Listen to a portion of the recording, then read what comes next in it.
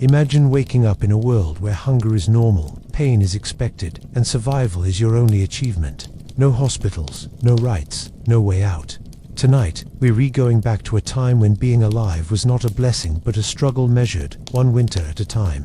The period we now call the Dark Ages wasn't dark because people didn't know things. It was dark because so much knowledge was lost, and with it, safety, stability, and hope.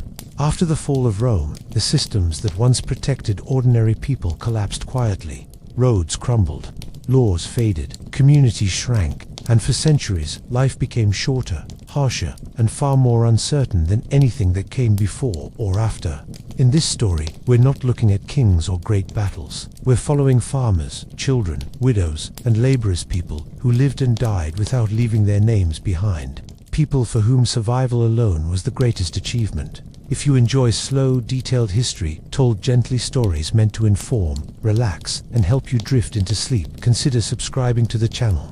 New long-form stories are added regularly, each one exploring the forgotten realities of the past. Now, get comfortable, lower the lights, and let's begin our journey into a world where simply staying alive was never guaranteed. When the Western Roman Empire collapsed, it didn't fall like a tower struck by lightning, and that is what makes what followed so unsettling, because there was no single night when people went to bed. Roman and woke up medieval, no clear moment when order ended and chaos began. Only a long, uneven, fading, like a fire slowly starving of oxygen. And for the people living through it, that made everything worse, because decline is harder to understand than disaster, and far harder to prepare for. And by the late 4th and 5th centuries, ordinary people across Western Europe began to notice small, worrying changes that did not feel historic at the time, but would shape their lives completely.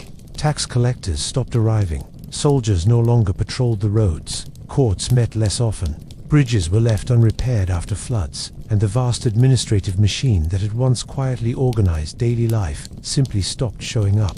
And Rome, for all its brutality and inequality, had been a world of systems, grain shipments that fed cities, roads that allowed trade and news to move, laws that, at least in theory, applied across provinces. And when those systems dissolved, nothing equally strong replaced them. Only local power, personal loyalty, and force. And the effect on everyday life was immediate and devastating in ways that modern people often underestimate. Because Rome had not just been an empire of marble monuments and emperors, it had been an infrastructure of survival. And without it, people were suddenly far more alone than they had been for centuries. Towns that once bustled with craftsmen, merchants, and clerks began to shrink as trade dried up. Coins vanished from circulation because there was no longer a reliable authority to mint or enforce them. And people reverted to barter, exchanging grain for labor, livestock for protection, favors for food. And as long-distance trade collapsed, communities became insular, suspicious, and vulnerable. Because when you can no longer rely on distant suppliers, every bad harvest becomes personal, and every stranger becomes a threat. And the roads, those remarkable Roman arteries that had once connected the empire from Britain to the Near East, fell into disrepair with shocking speed. Not because people forgot how to maintain them, but because maintaining them required centralized funding, organization, and authority. And without those, even the best engineering knowledge is useless. And as roads cracked and bridges collapsed, travel slowed to a crawl. News took weeks or months to arrive, if it arrived at all, and for most people the world shrank to a radius. They could walk in a day, sometimes less, and this shrinking of the world was not just physical but mental. Because when information stops flowing, fear fills the gaps, rumors replace facts, superstition replaces explanation, and local tradition hardens into law. And meanwhile, the cities that had once been the heart of Roman life began to empty. Not in dramatic evacuations, but through quiet abandonment, as people drifted back to the countryside where at least food could be grown. And great urban centers like Rome itself, which had once held over 1 million people, dwindled to a fraction of their former size. Their forums, overgrown, their bathhouses cold and silent, their aqueducts, broken because aqueducts are useless without maintenance, and without clean water cities become dangerous places, breeding disease and unrest. And so people left, taking with them whatever knowledge they carried in their heads. And that loss of population meant a loss of specialization, because complex societies depend on people who do one thing well: engineers, masons, scribes, doctors, but when survival becomes the priority, specialization is a luxury few can afford. And so skills eroded, not because people were less intelligent, but because there was no longer room for them, and education suffered most of all. Because literacy depends on institutions, schools, libraries, administrative needs. When those vanished, reading and writing became rare skills, preserved mostly by the church, and even there, knowledge narrowed, focused on theology rather than engineering or medicine. And so generation by generation,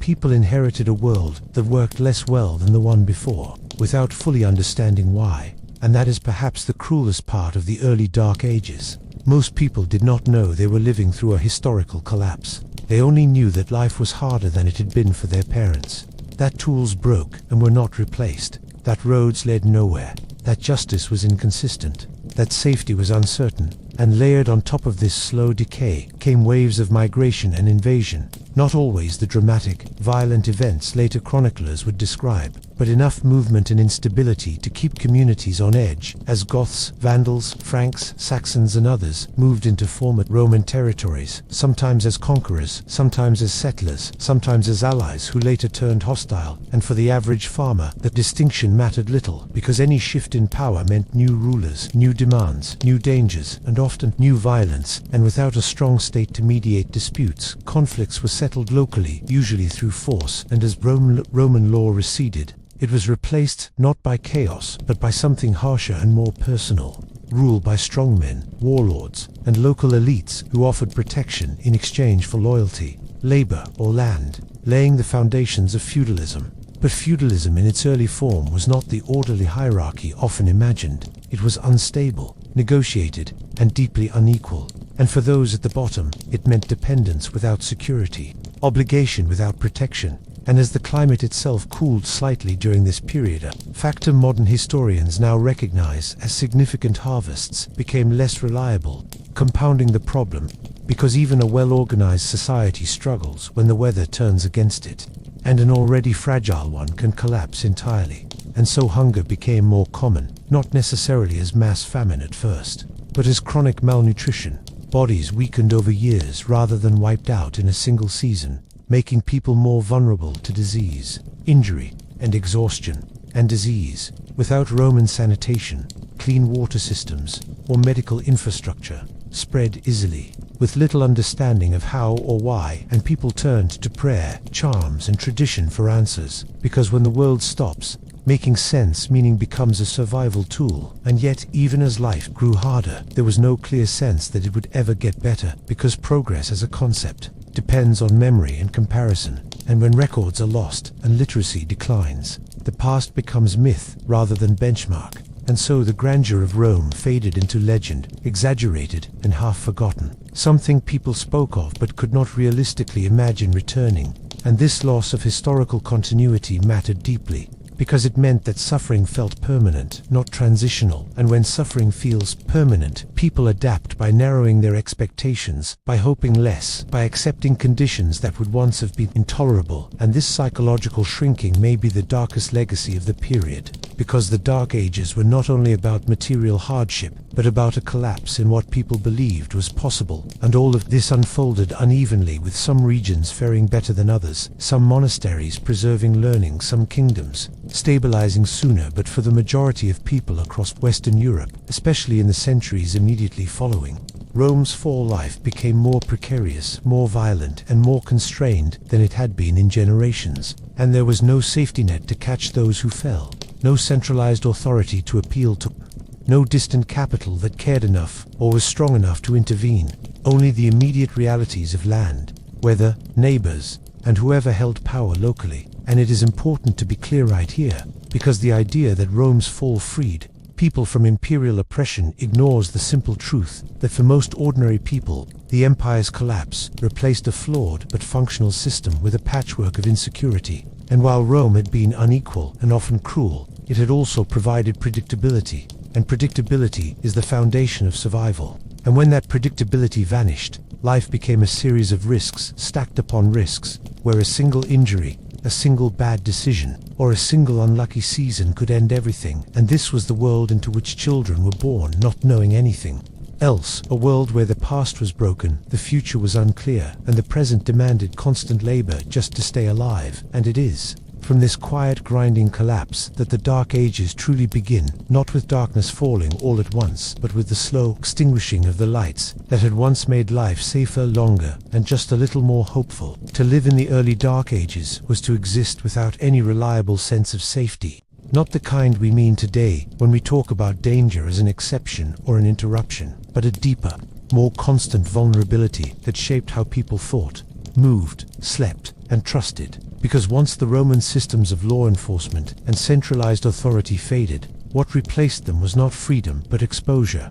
And for ordinary people, farmers, laborers, widows, children, life became a negotiation with fear that never fully ended. Since there were no standing police forces patrolling roads or towns, no professional judges traveling circuits to hear cases, no prisons designed to hold criminals long term, and most importantly, no expectation that justice would arrive simply because a wrong had been committed, because justice in this world was personal, uneven, and deeply dependent on power, and if you were weak, isolated, or poor, the protection you received was often none at all. And crime itself did not look like the organized urban phenomenon we imagine today, but rather a spectrum of everyday violence: raids on isolated farms, theft of livestock, land disputes that turned deadly, feuds between families that escalated over years, and sudden acts of brutality committed by men who knew there would be little consequence.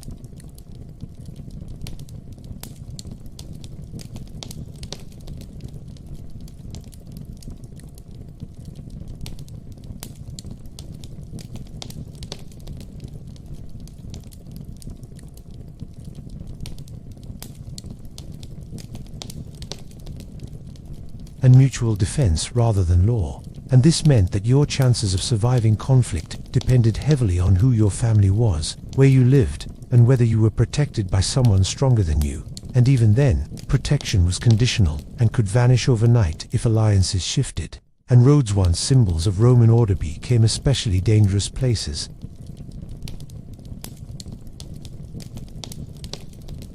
And travelers moved in groups when they could, avoided journeys unless absolutely necessary, and often carried little of value.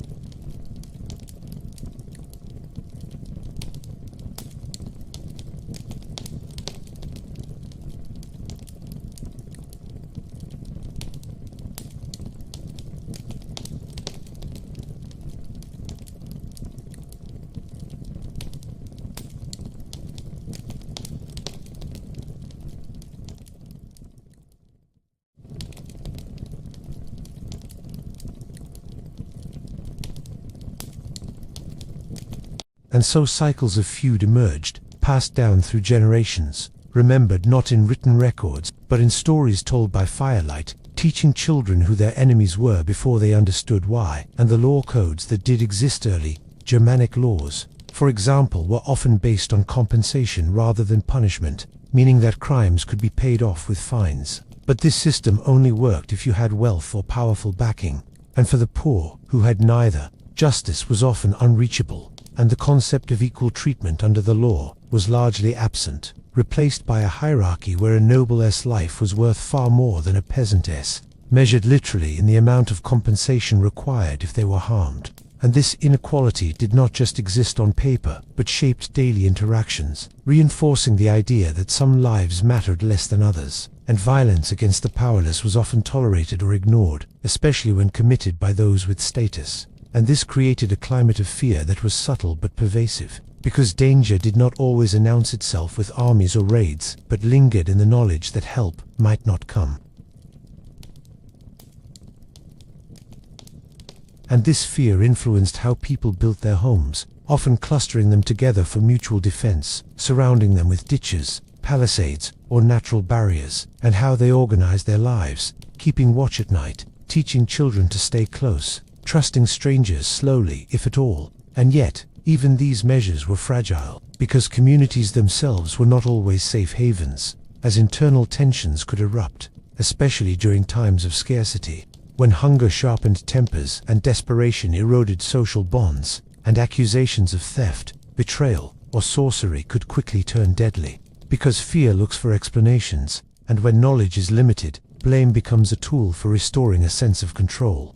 And without strong institutions to restrain it, communal violence could be swift and brutal. And beyond interpersonal danger lay the constant threat of organized violence, not the large-scale wars recorded in chronicles, but the smaller, more frequent acts of raiding carried out by bands of armed men seeking food, animals, slaves, or prestige. And these raids were terrifying precisely because they were unpredictable, arriving without warning, striking quickly, and vanishing just as fast, leaving behind burned homes, stolen goods, and broken families. And for villagers, the sound of unfamiliar voices or approaching footsteps at night could signal disaster, and there was often little they could do to stop it, because most people were not trained fighters, and weapons were expensive and rare. And even when men did take up arms, the outcome was uncertain, because fighting carried the risk of injury or death, and an injured man was a burden in a world with no medical care and little surplus.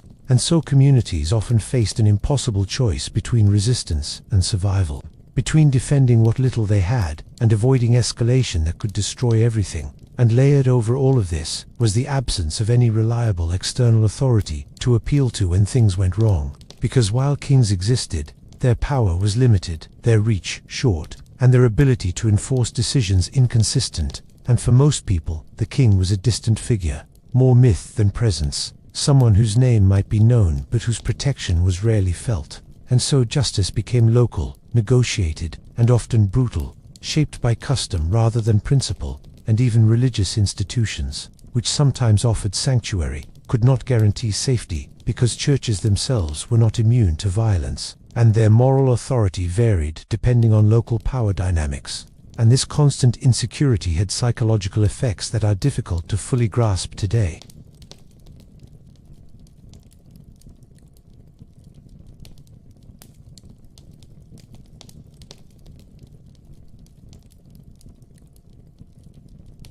Only for survival, and this adaptation reshaped social values, prioritizing strength, loyalty, and caution over openness or trust. And people learned to measure others quickly, to read signs of threat in posture, speech, and reputation, because mistakes could be fatal.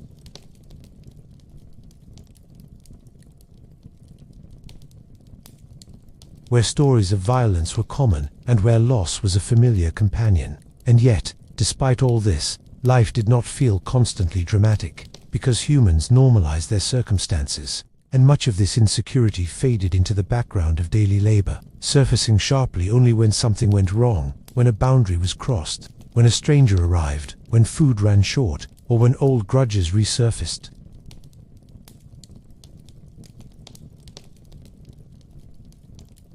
But a condition, something woven into the fabric of existence, shaping how people related to one another and to the world around them. And without the assurance that tomorrow would resemble today, long-term planning was rare, investment risky, and innovation slow, because building something better requires confidence that it will last. And in a world where safety was uncertain, lasting anything felt like a gamble, and so life contracted into the immediate present, focused on getting through the next day, the next season, the next winter. And this contraction of time and trust left people vulnerable not only to physical harm, but to exploitation. Because when safety is scarce, people will trade freedom for protection. And local strongmen understood this well, offering shelter or defense in exchange for labor, loyalty, or land, deepening inequality and dependence, and laying the groundwork for feudal relationships that would dominate medieval society for centuries. And for those at the bottom, this bargain often meant submitting to authority that was arbitrary and sometimes abusive, because refusing could be even more dangerous. And so safety became something granted, not guaranteed, something that could be withdrawn as easily as it was given.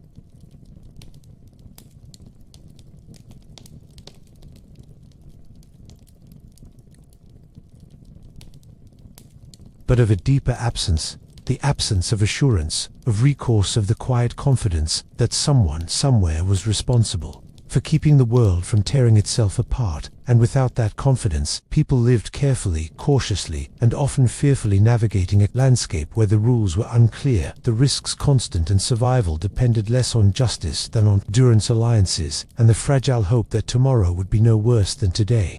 To be born in the Dark Ages was for most people to be born already hungry, not necessarily starving on the first day of life, but entering a world where hunger hovered constantly in the background, shaping bodies, thoughts, and futures, long before anyone had words to describe nutrition or calories, because food scarcity was not an occasional disaster, but a structural condition of life, built into the way land was worked, seasons were endured, and power was distributed. And while modern imagination often jumps to dramatic famines, the more common reality was something quieter and more corrosive: chronic undernourishment, meals that were just enough to keep you working, but rarely enough to make you strong, diets dominated by coarse grains, thin gruels, and whatever could be scavenged or preserved. And for peasants who made up the overwhelming majority of the population, this was not a temporary hardship, but the normal state of existence. Because agricultural yields were low, tools were primitive, and farming methods were inefficient by modern standards, with heavy plows and crop rotation only slowly spreading and often unavailable to poorer communities. And even when harvests were decent, much of what was produced did not stay with the people who grew it, as rents, tithes, and obligations to local lords or monasteries siphoned off grain, leaving families with just enough to survive, if they were lucky, and survival itself was precarious, because everything depended on weather patterns people could not predict or influence. A late frost could kill seedlings, excessive rain could rot crops in the field, drought could harden soil into something unworkable. And when harvests failed, there was no national reserve, no rapid transport network to bring food from unaffected regions.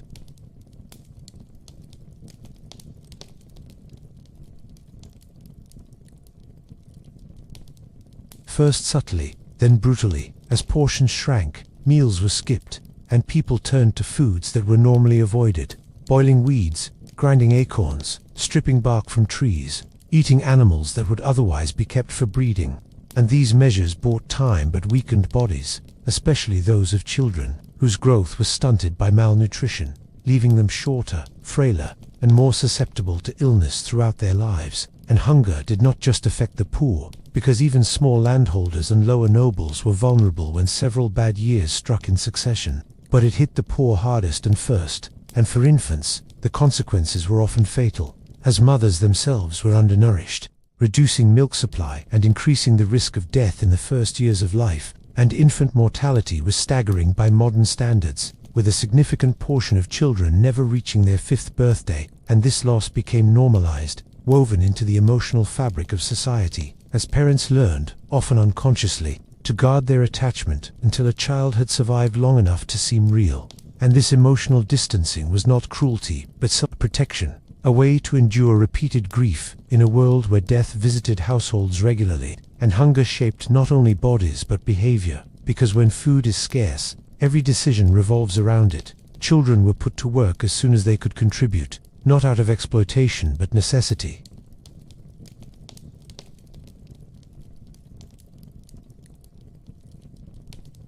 And teeth, men worked fields from dawn to dusk, knowing that a single injury could mean disaster, because an injured worker was a hungry worker. And hunger also shaped social relations, fostering tension and mistrust, as scarcity makes generosity risky and hoarding rational. And communities that might otherwise have supported one another were strained by the knowledge that sharing today could mean starving tomorrow. And while mutual aid did exist, especially among kin, it was limited by the simple fact that there was often not enough to go around, and hunger made people desperate, and desperation made them vulnerable to exploitation by those with power, because a lord who controlled grain stores or pasture access could demand labor, loyalty, or obedience in exchange for food, tightening the bonds of dependence that defined early medieval society. And in extreme cases, hunger drove people to acts that later chroniclers described with horror, such as abandoning the elderly, selling children into servitude, or resorting to cannibalism during severe famines. And while these were not everyday occurrences, their very possibility reveals how thin the line between survival and collapse could be. And hunger also interacted cruelly with disease. Because malnourished bodies are weaker bodies, less able to fight infection, slower to heal wounds.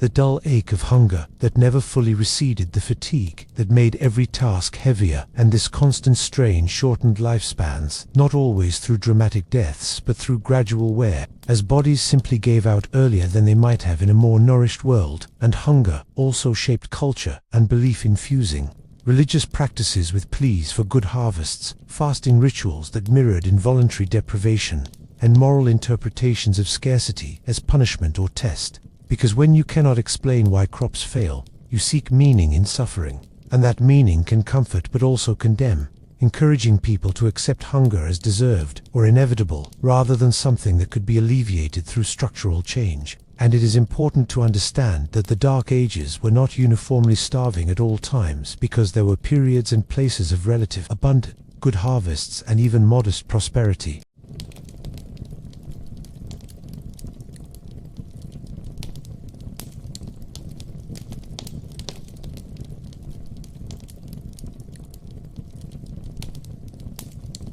And this unpredictability made planning nearly impossible, because storing surplus required secure storage and protection from theft.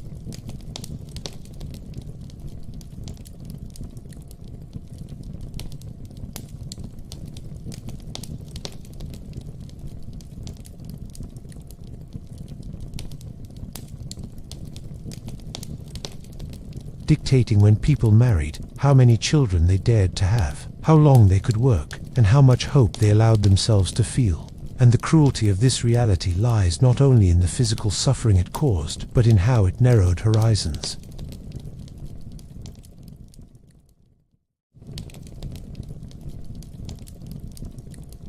And so hunger became a quiet enforcer of the social order, keeping people focused on survival rather than change.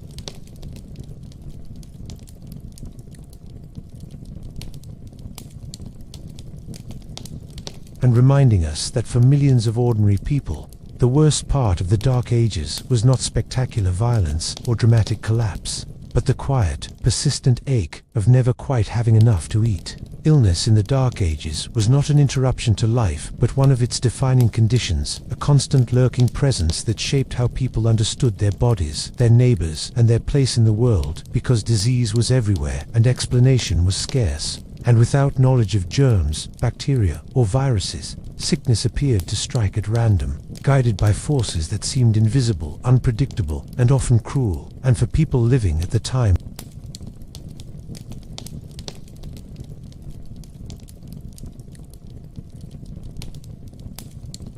and a healthy body one day could be a dying one the next.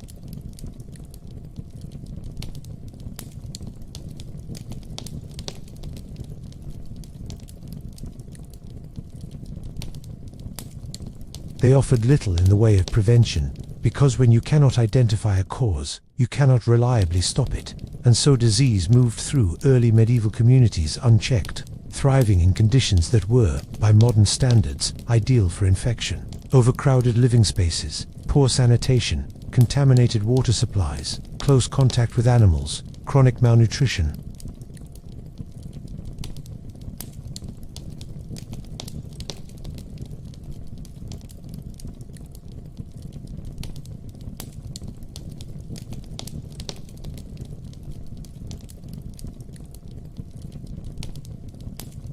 And those who survived into adulthood carried the scars of these illnesses in their bodies, in damaged lungs, weakened joints, and chronic pain that made labor harder and recovery slower.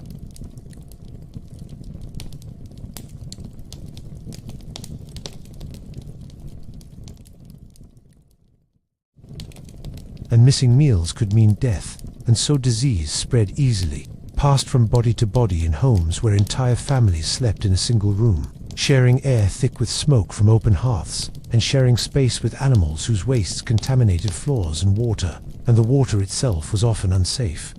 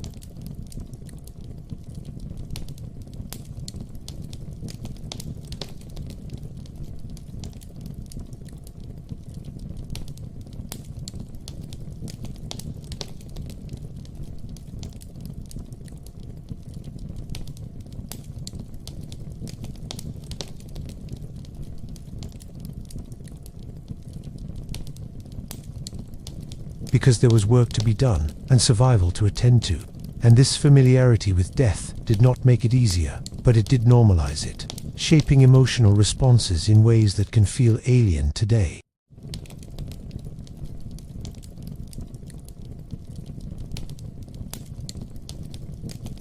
Like influenza-like illnesses or gastrointestinal infections flaring up in winter or summer, while others arrive suddenly and spread with terrifying speed, wiping out large portions of a community in weeks. And these outbreaks, which we might loosely call plagues, were not rare anomalies but recurring features of early medieval life, each one reinforcing the sense that the world was unstable and hostile, and without accurate records, it was difficult to distinguish between different diseases, so everything blended together into a general fear of sickness itself, an amorphous threat that could not be named or reasoned with, and this fear shaped behavior, encouraging isolation during outbreaks, suspicion of strangers, and the search for scapegoats, because when people do not understand why illness spreads, they look for someone to blame.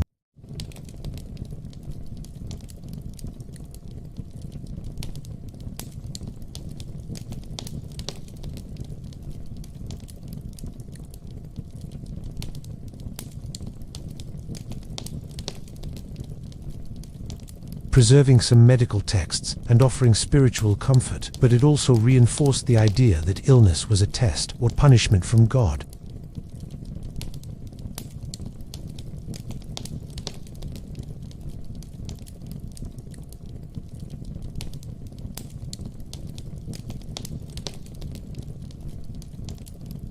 Which was one of the most dangerous moments in a woman's life, as infections, hemorrhage, and complications routinely claimed the lives of mothers and infants alike, and without sterile conditions, antibiotics, or surgical intervention, even skilled midwives were limited in what they could do.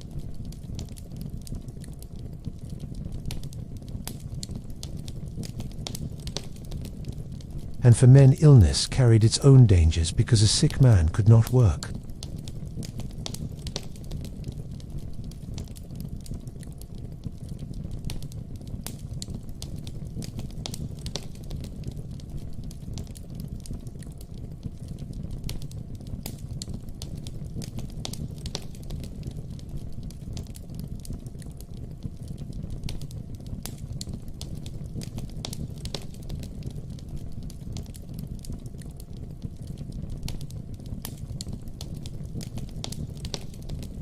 Are often associated with the High Middle Ages. Earlier centuries also experienced devastating outbreaks, such as the plague of Justinian in the 6th century.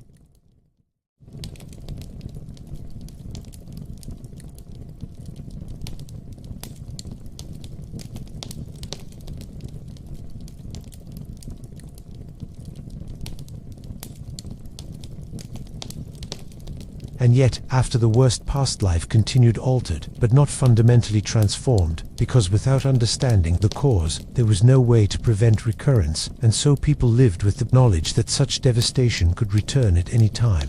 And this knowledge shaped attitudes toward the future, encouraging short-term thinking and fatalism.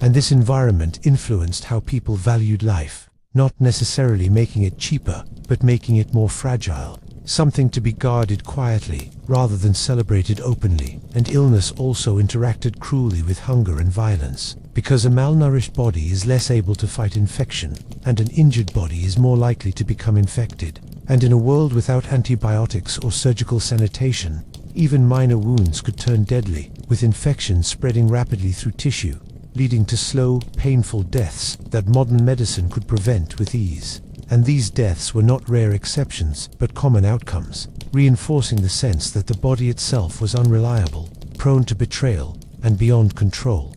And this distrust of the body fed into cultural attitudes that emphasized endurance over comfort, acceptance over intervention, and moral explanations over scientific ones. And while some knowledge survived, preserved in monastic libraries or passed down through practice, it was fragmented and often inaccessible to those who needed it most, and so the gap between suffering and understanding remained wide.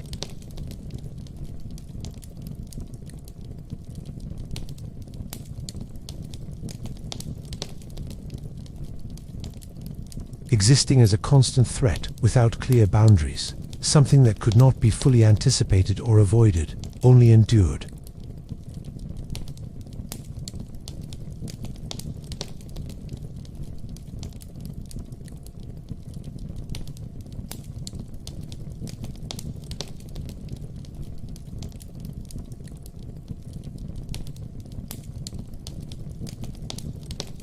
Because unlike war or famine, which might pass or spare some, illness touched everyone eventually, reminding them, again and again, that survival in the Dark Ages was always provisional, always uncertain, and never guaranteed. Childhood in the Dark Ages was not a protected phase of life, not a time set aside for growth, play, or discovery. Because from the moment a child was born, survival was uncertain.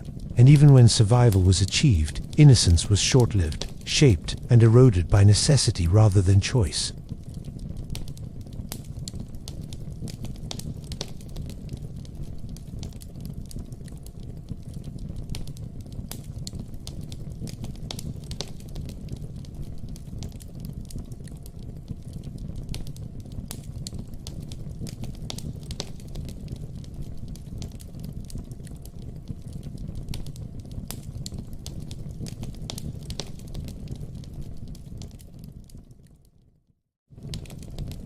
And this constant presence of death shaped parental behavior in ways that can seem emotionally distant to us now, as parents learned, consciously or not, to withhold full emotional investment until a child had survived the most dangerous early years, not because they loved less, but because loving fully was too painful when loss was so frequent. And for those children who did survive infancy, there was little time to be a child in any modern sense, because by the age of 5 or 6, most were already contributing to household labor, watching younger siblings, tending animals, gathering firewood, carrying water, weeding fields, learning tasks through imitation rather than instruction, and mistakes were corrected quickly, sometimes harshly.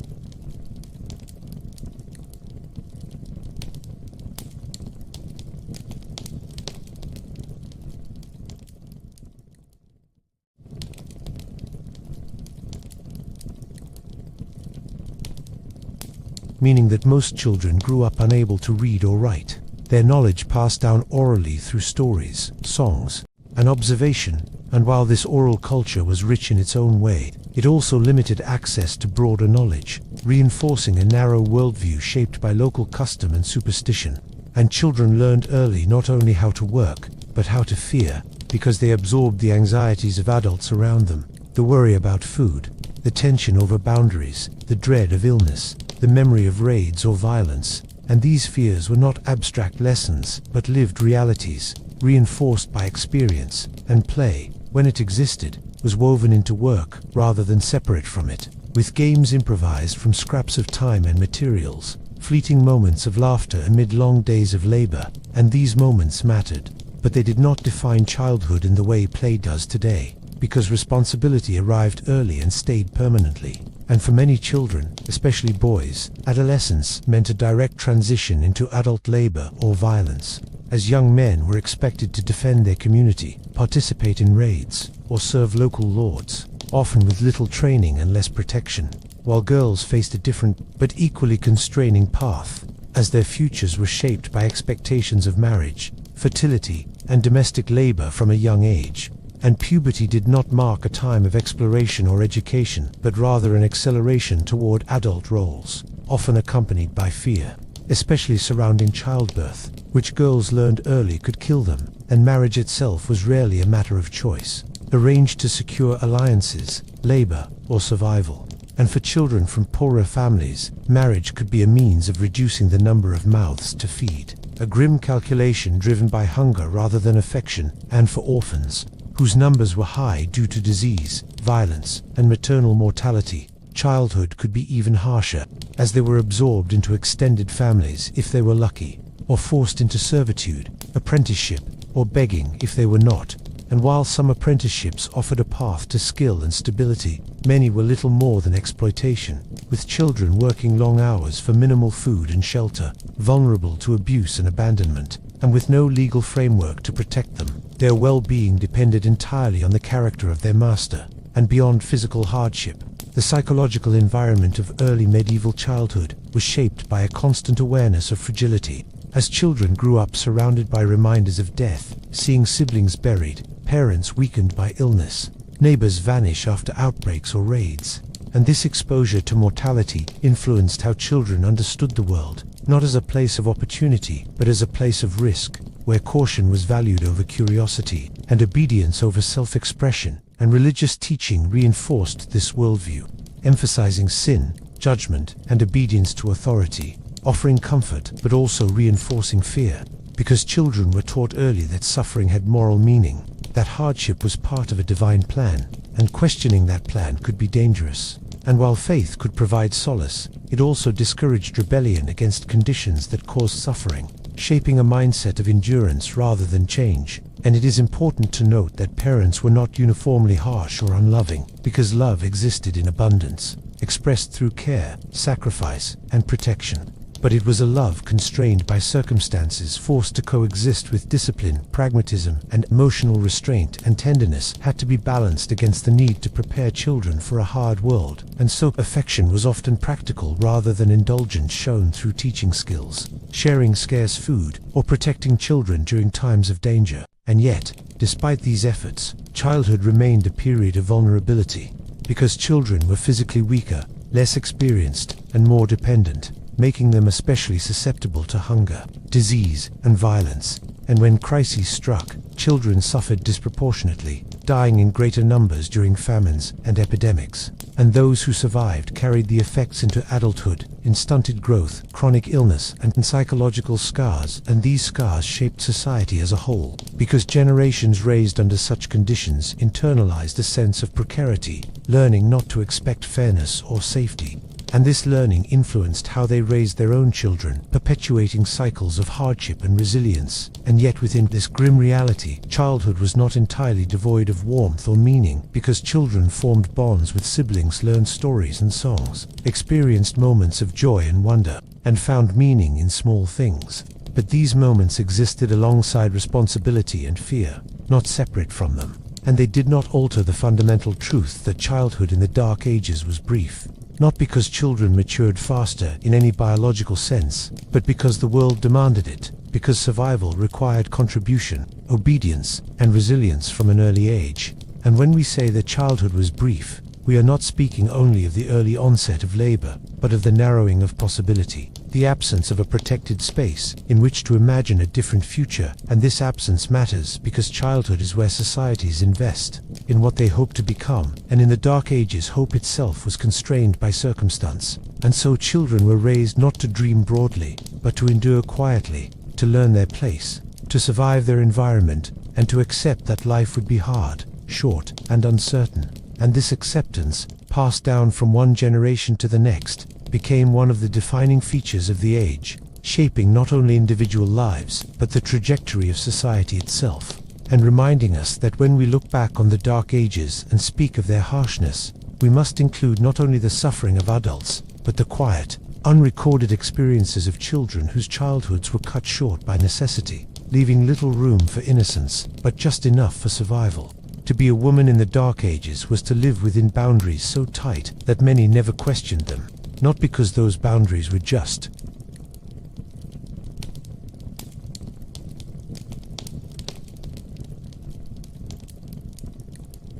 A woman's life was shaped less by her own choices than by the needs and expectations of the household and community around her.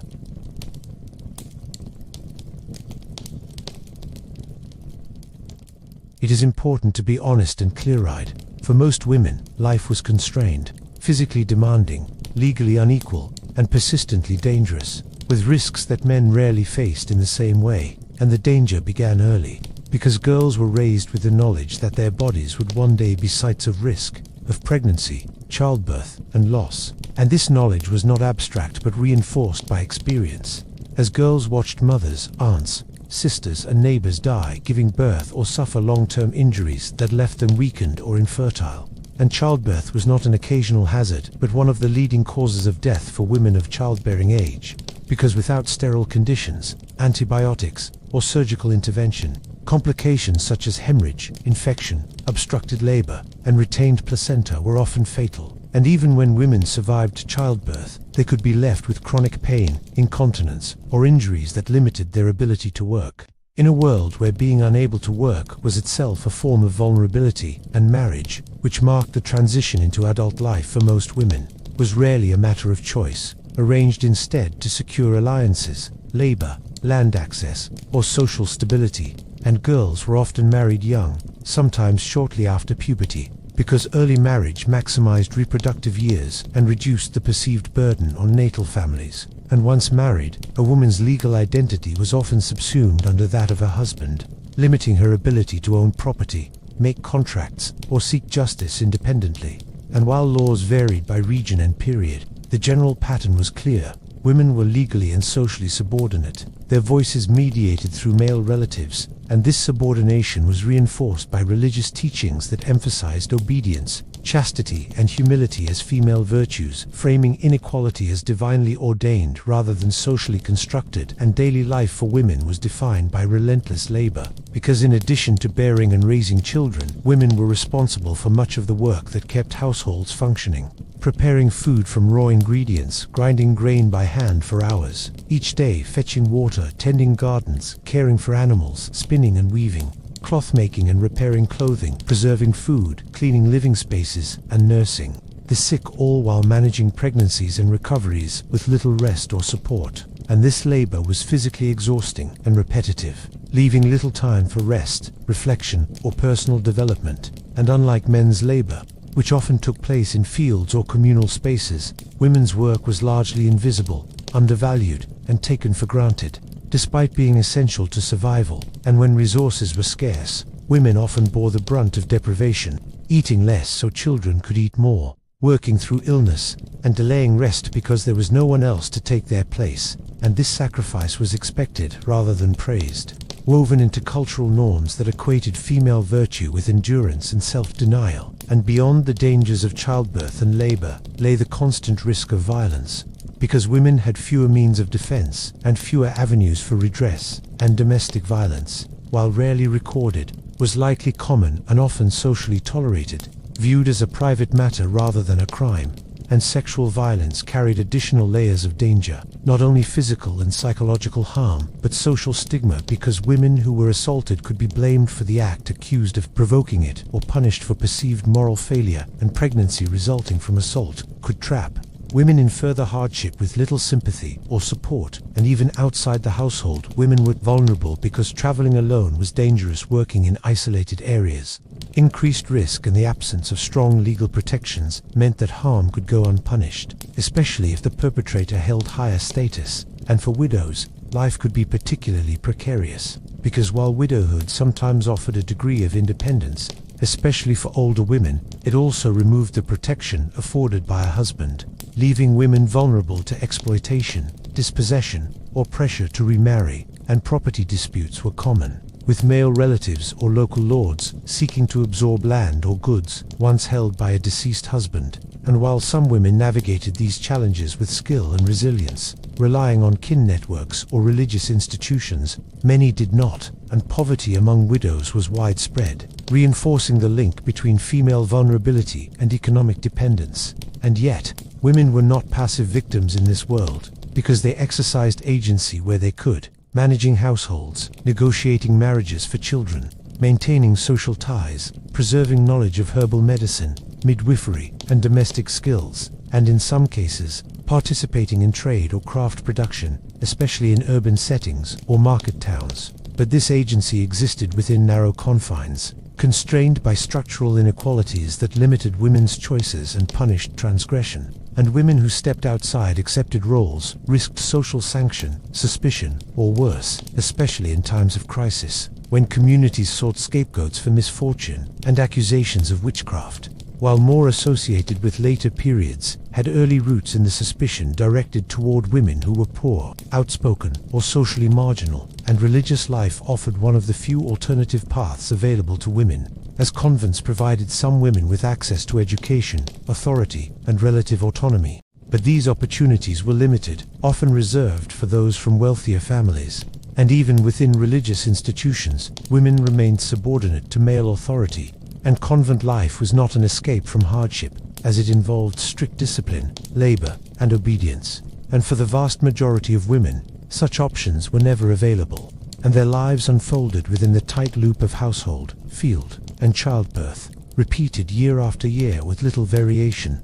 And the psychological toll of this existence should not be underestimated, because living with constant risk, limited autonomy, and relentless labor shapes how people understand themselves. And many women internalized expectations of silence, endurance, and self-sacrifice, because these traits were rewarded, while assertiveness or ambition was discouraged or punished. And emotional expression was often constrained by necessity, as grief, fear, and frustration had to be managed quietly to keep households functioning. And yet, despite these constraints, women formed deep bonds with one another, sharing labor, knowledge, and support, creating informal networks that helped them survive in a hostile environment. And these relationships were vital, offering moments of solidarity and understanding in lives otherwise marked by isolation and vulnerability. And it is within these networks that much of women's resilience was forged, passed down through generations in the form of practical wisdom, coping strategies, and quiet resistance. And still, resilience should not be mistaken for fairness, because the fact that women endured does not mean the system was just, only that humans are capable of surviving even deeply unequal conditions. And when we look back at the Dark Ages and assess why they were such a difficult time to be alive, we must be honest about the gendered nature of suffering, because while men faced violence, hunger, and disease, women faced all of these plus the unique dangers of reproduction, legal subordination, and social control over their bodies and choices. And these dangers were not rare anomalies, but structural features of the world they lived in, shaping every stage of life, from childhood to old age. And old age itself offered little reprieve, because elderly women who outlived their usefulness to households could become burdens in a world without pensions or institutional care, relying on the goodwill of relatives or the charity of the church. And when that goodwill failed, poverty and neglect followed. And through all of this, women's contributions remained largely unrecorded, because history was written by men in positions of power, focusing on wars, rulers, and theology, leaving the daily lives of women largely invisible. And this invisibility has sometimes allowed later generations to downplay or romanticize their experiences.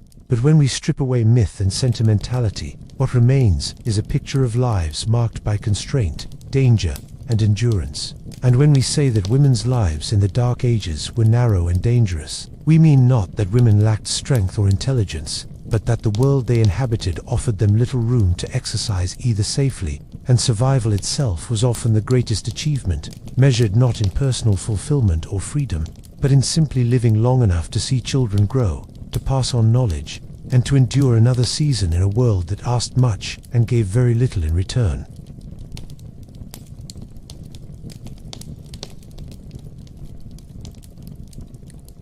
Shaping how people understood suffering, authority, morality, and even their own thoughts, and while faith could offer comfort in a harsh and unpredictable world.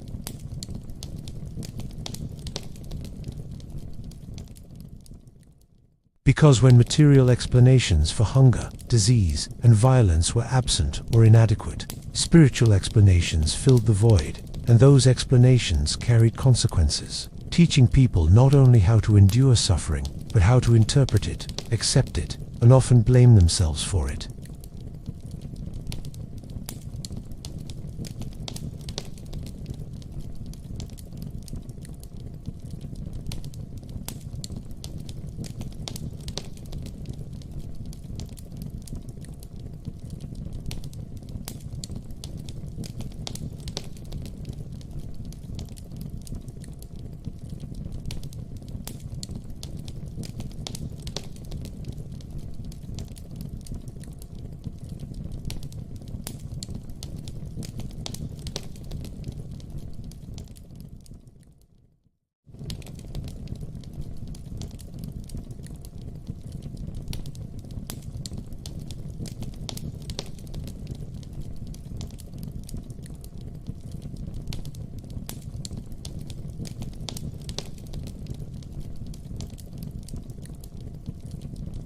And the Church, as the primary religious institution in Western Europe, occupied a complex position within this system.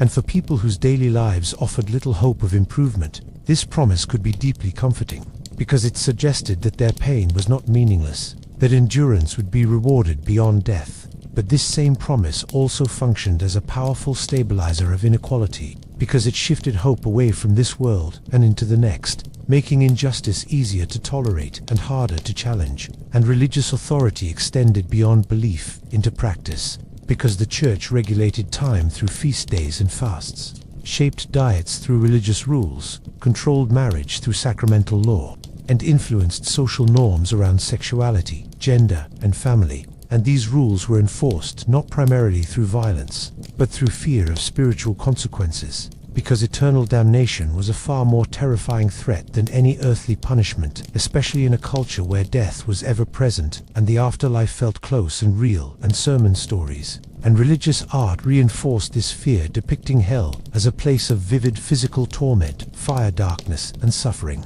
that mirrored and magnified the hardships of everyday life, making the threat tangible and emotionally powerful. And for people who had little control over their material circumstances, the idea that their thoughts and actions could determine their eternal fate created a sense of agency. But it was an agency constrained by strict moral codes that often aligned neatly with obedience to authority, because sin was frequently defined in ways that discouraged rebellion, disobedience, or deviation from social norms, and questioning religious authority itself could be framed as heresy, a crime that carried severe consequences.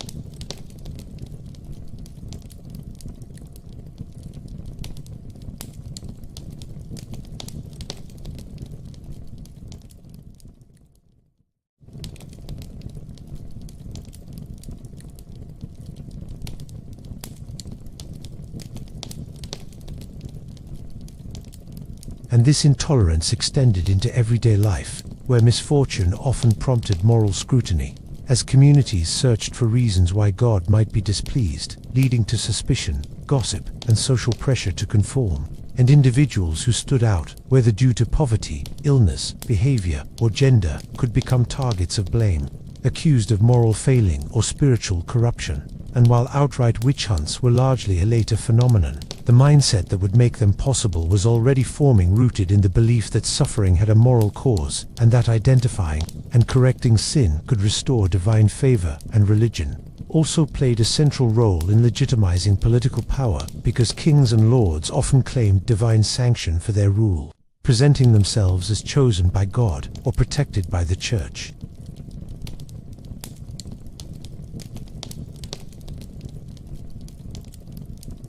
But a spiritual risk, because opposing a ruler could be framed as opposing God's will, and for ordinary people, caught between earthly power and spiritual fear, obedience often felt like the safest option, and the church's control over literacy and record-keeping further reinforced its authority, because those who could read and write controlled access to scripture, law, and history, shaping narratives about the past and present in ways that supported existing hierarchies. And while monasteries preserved valuable texts and knowledge, they also curated that knowledge, emphasizing theological works over practical ones, and interpreting ancient writings through a religious lens that prioritized spiritual salvation over material improvement. And this focus influenced attitudes toward innovation and change, because novelty could be viewed with suspicion, associated with pride, or deviation from tradition. And while the church did not universally oppose progress, its emphasis on continuity and obedience often slowed the adoption of new ideas,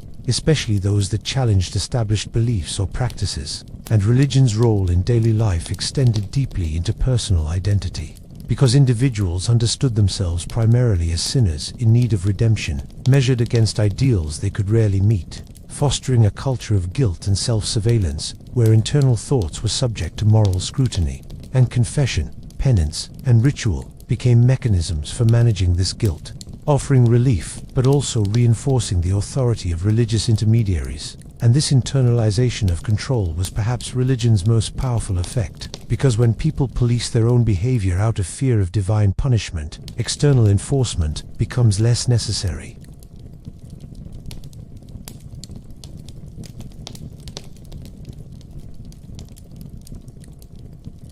Because faith answered emotional needs that no other system could address, offering comfort in grief, hope in despair, and a sense of belonging in a fragmented world. And it would be dishonest to portray religion solely as oppression, because it also inspired acts of charity, compassion, and solidarity, with monasteries providing aid to the poor, care for the sick, and refuge for travelers, and clergy sometimes acting as advocates for the vulnerable. But these acts existed within a broader framework that emphasized acceptance over transformation, endurance over change, and salvation after death rather than justice before it.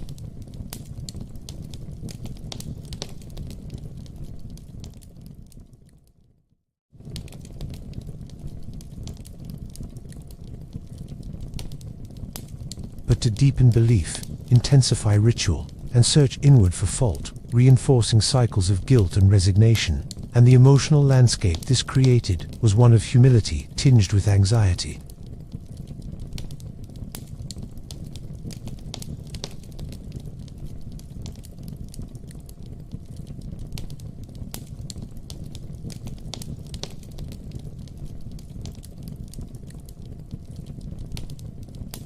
Such as funerals, processions, and feast days commemorating martyrs. And children absorbed these messages early, growing up with a worldview that emphasized obedience, fear of sin, and acceptance of hardship as spiritually meaningful, shaping generations to come. And when we consider why the Dark Ages were such a difficult time to be alive, religion's role cannot be ignored, because while it provided meaning in a world of suffering, it also normalized that suffering, framing it as inevitable, deserved, or redemptive. And by doing so, it reduced the pressure to address the material causes of hardship, allowing inequality, hunger, and violence to persist with less resistance. And this is not an indictment of faith itself, but an acknowledgement of how belief systems interact with power and circumstance. Because in a world stripped of safety nets and secular authority, religion became the strongest organizing force available, capable of comforting the afflicted and constraining the restless. And for most people living in the Dark Ages, faith was not a choice among many worldviews, but the only lens through which life made sense, shaping not only what they believed, but what they dared to hope for. what they feared, and how they endured a world that offered little mercy and even less control. And in that sense, religion was both a refuge and a cage, providing shelter from existential chaos while quietly reinforcing the structures that made life so relentlessly hard. If you fell sick in the Dark Ages,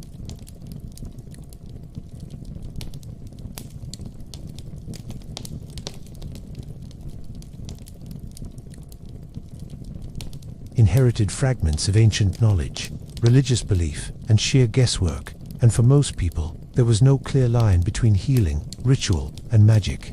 Only a desperate hope that anything might stop the pain, the fever, or the slow wasting away of the body. You have to understand that the very concept of disease was poorly defined, because germs, bacteria, viruses, and even basic anatomy were either unknown or deeply misunderstood, and illness was rarely seen as a physical malfunction alone, but as a spiritual, moral, or cosmic imbalance, meaning that treatment often focused less on fixing the body and more on correcting what people believed had gone wrong in the soul or in the universe itself.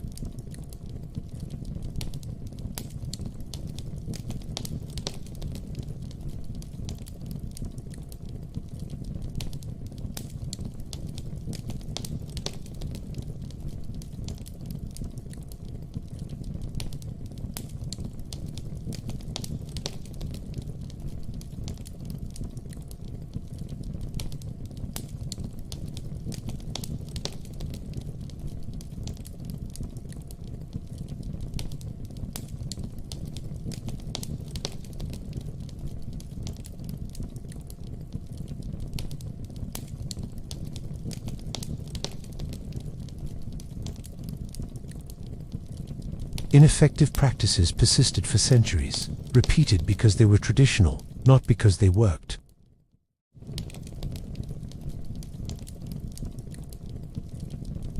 Which taught that the human body was governed by balances of blood, phlegm, black bile, and yellow bile, and that illness resulted from imbalance rather than infection, leading practitioners to focus on restoring equilibrium through purging, vomiting, sweating, or bloodletting.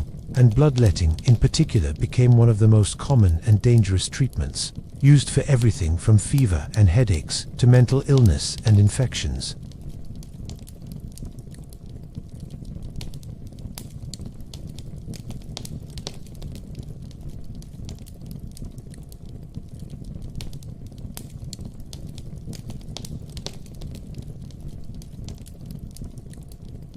And yet this practice persisted because it fit the dominant medical theory and appeared to offer visible action, which mattered deeply in a culture that valued intervention over observation, and surgery, such as it was crude and terrifying, performed without anesthesia, antiseptics, or understanding of infection. And while some surgeons possessed remarkable skill born of experience, many procedures were carried out by barber surgeons whose training came from apprenticeship rather than formal study, and who used the same tools to cut hair and flesh, spreading infection unknowingly from one patient to another.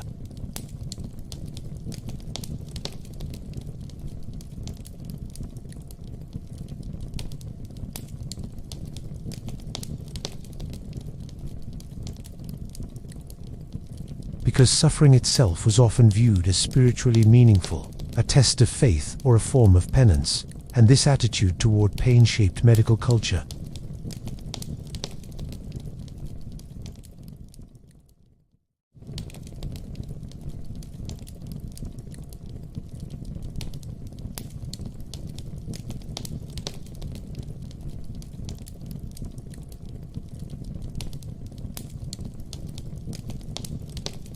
They worked without tools or understanding to handle severe complications, relying instead on experience, prayer, and improvisation. And when births went wrong, the blame often fell on the mother's morality or God's will rather than any systemic failure, reinforcing cycles of guilt and resignation. And disease spread icily in the Dark Ages due to poor sanitation, crowded living conditions, and close proximity to animals. Yet people lacked a clear understanding of contagion, and while they noticed patterns of illness spreading through households or villages, they often attributed outbreaks to miasma, bad air, divine punishment, or astrological influence rather than physical transmission. And this misunderstanding limited effective prevention, because without knowing how diseases spread, people could not reliably stop them, and responses to epidemics often involved prayer, fasting, and processions, which sometimes worsened the situation by bringing people together. And while isolation and quarantine were occasionally practiced, intuitively they were inconsistent and poorly enforced, and access to medical care varied sharply by class, because nobles could afford physicians trained in classical texts, while peasants relied on local healers, monks, or family remedies, and monasteries played an important role in preserving medical knowledge, copying ancient texts, and cultivating medicinal herbs. But this knowledge was filtered through religious interpretation, emphasizing moral causes of illness alongside physical ones.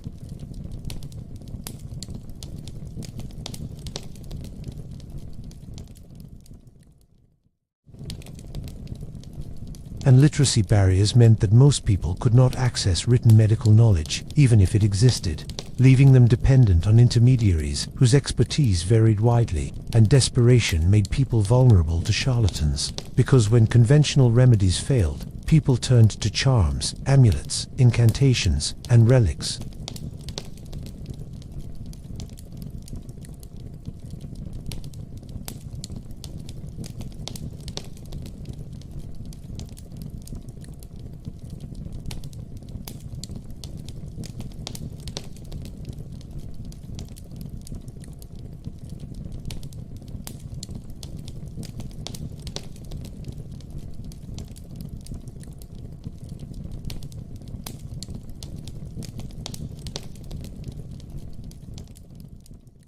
But an economic catastrophe, and mental illness was particularly poorly understood, with conditions like depression, epilepsy, or psychosis often interpreted as possession, punishment, or moral failing.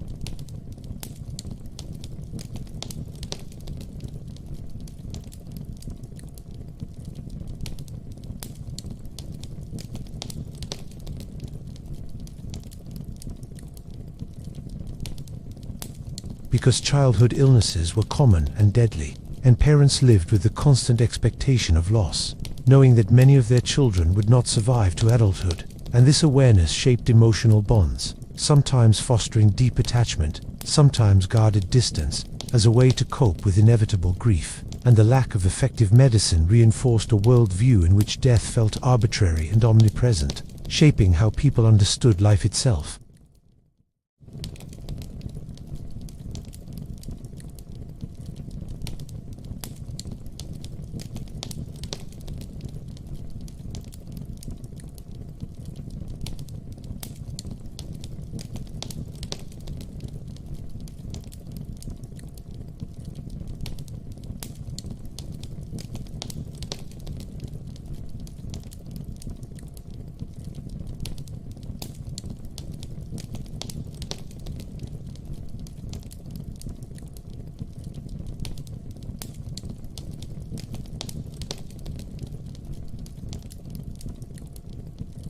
And what made this era particularly cruel was not just the lack of knowledge, but the certainty with which incorrect ideas were held. Because when a society believes it understands illness, it stops questioning its methods, even as people continue to die. And this certainty, reinforced by tradition and authority, made reform slow and painful, measured in centuries rather than years. And for the average person living in the Dark Ages, sickness was not an interruption of life, but a constant possibility.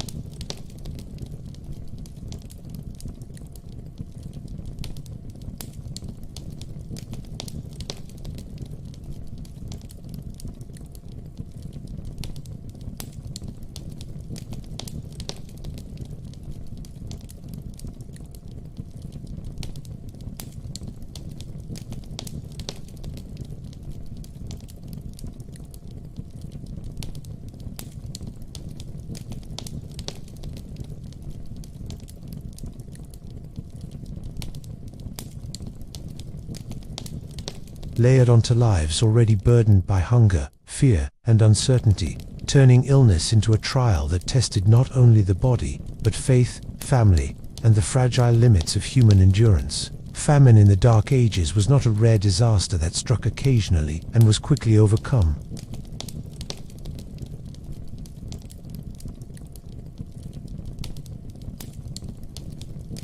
how they worked, and even how they thought about the future. Because food scarcity was never just about hunger, it was about survival, social structure, and power, and it touched every corner of a person's life, defining what was possible and what was forbidden, what could be endured and what could not. And to understand the scale of famine's cruelty, one must start with the fragility of early medieval agriculture, which relied on rudimentary tools, manual labor, and unpredictable weather.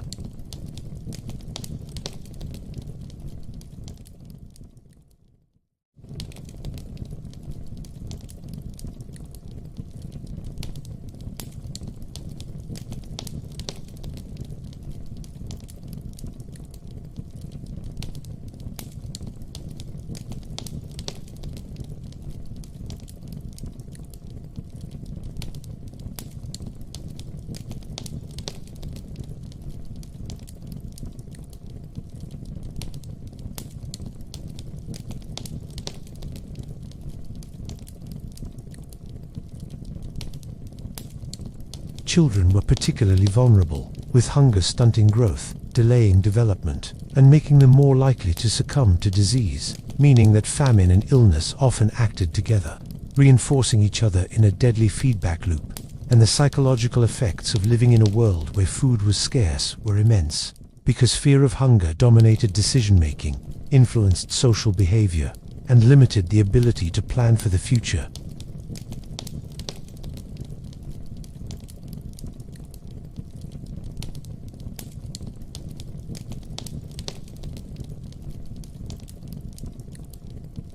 Food production itself was labor-intensive and unforgiving, because most farmers relied on heavy plows, draft animals,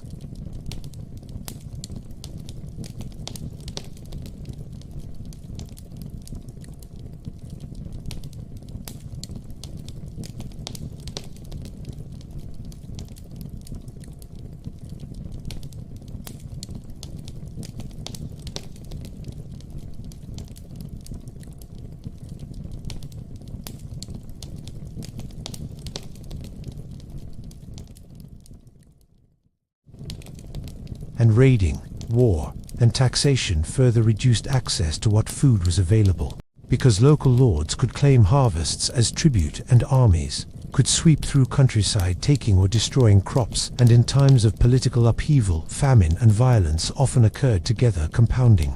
Human suffering and the social consequences of famine were profound, because scarcity not only caused hunger, but reshaped human behavior, forcing people into difficult ethical and practical decisions, where stealing, hoarding, begging, or selling children into labor or servitude were not acts of moral failure, but acts of survival. And when famine became severe, communities fractured, as competition for food overrode trust, kinship, and previously stable social bonds, producing tension, conflict, and even localized violence. And famine also altered diet in ways that had long-term consequences, because people were forced to rely on low-nutrition foods, weeds, bark, roots, or even animals not normally consumed. And these substitutions maintained life, but failed to provide adequate sustenance, perpetuating malnutrition, weakening immune systems, and leaving the population more vulnerable to disease, while simultaneously reducing productivity. Because malnourished adults lacked strength for farming, building, or defense, meaning that famine could spiral, with food scarcity leading to weaker labor, leading to smaller harvests the next season, and so on, creating a vicious cycle of deprivation. The experience of famine extended into towns and cities as well as the countryside, because urban centers depended on surrounding rural production, and when the countryside failed, food prices soared, and scarcity struck even those who were not farmers themselves, creating desperation that crossed class boundaries, though the poor suffered disproportionately, because wealthier individuals could hoard stores, trade over longer distances, or afford substitutes, while peasants had little to fall back on. And famine shaped mortality in dramatic ways, because it did not act alone but exacerbated other vulnerabilities, especially disease, as malnutrition made infections more lethal, and injury, already a constant danger, became more likely to prove fatal when the body lacked resources to heal. And this interaction meant that periods of famine were often accompanied by spikes in mortality across all age groups, particularly among children and the elderly, amplifying the human cost beyond hunger itself and famine. also shaped cultural practices and rituals because death became commonplace, and societies sought meaning or control through religious interpretation. Ritual offerings, fasts, and prayers intended to appease divine forces thought responsible for crop failure, and while these acts offered psychological relief, they did not alter the material reality, leaving people dependent on chance, weather, and human labor.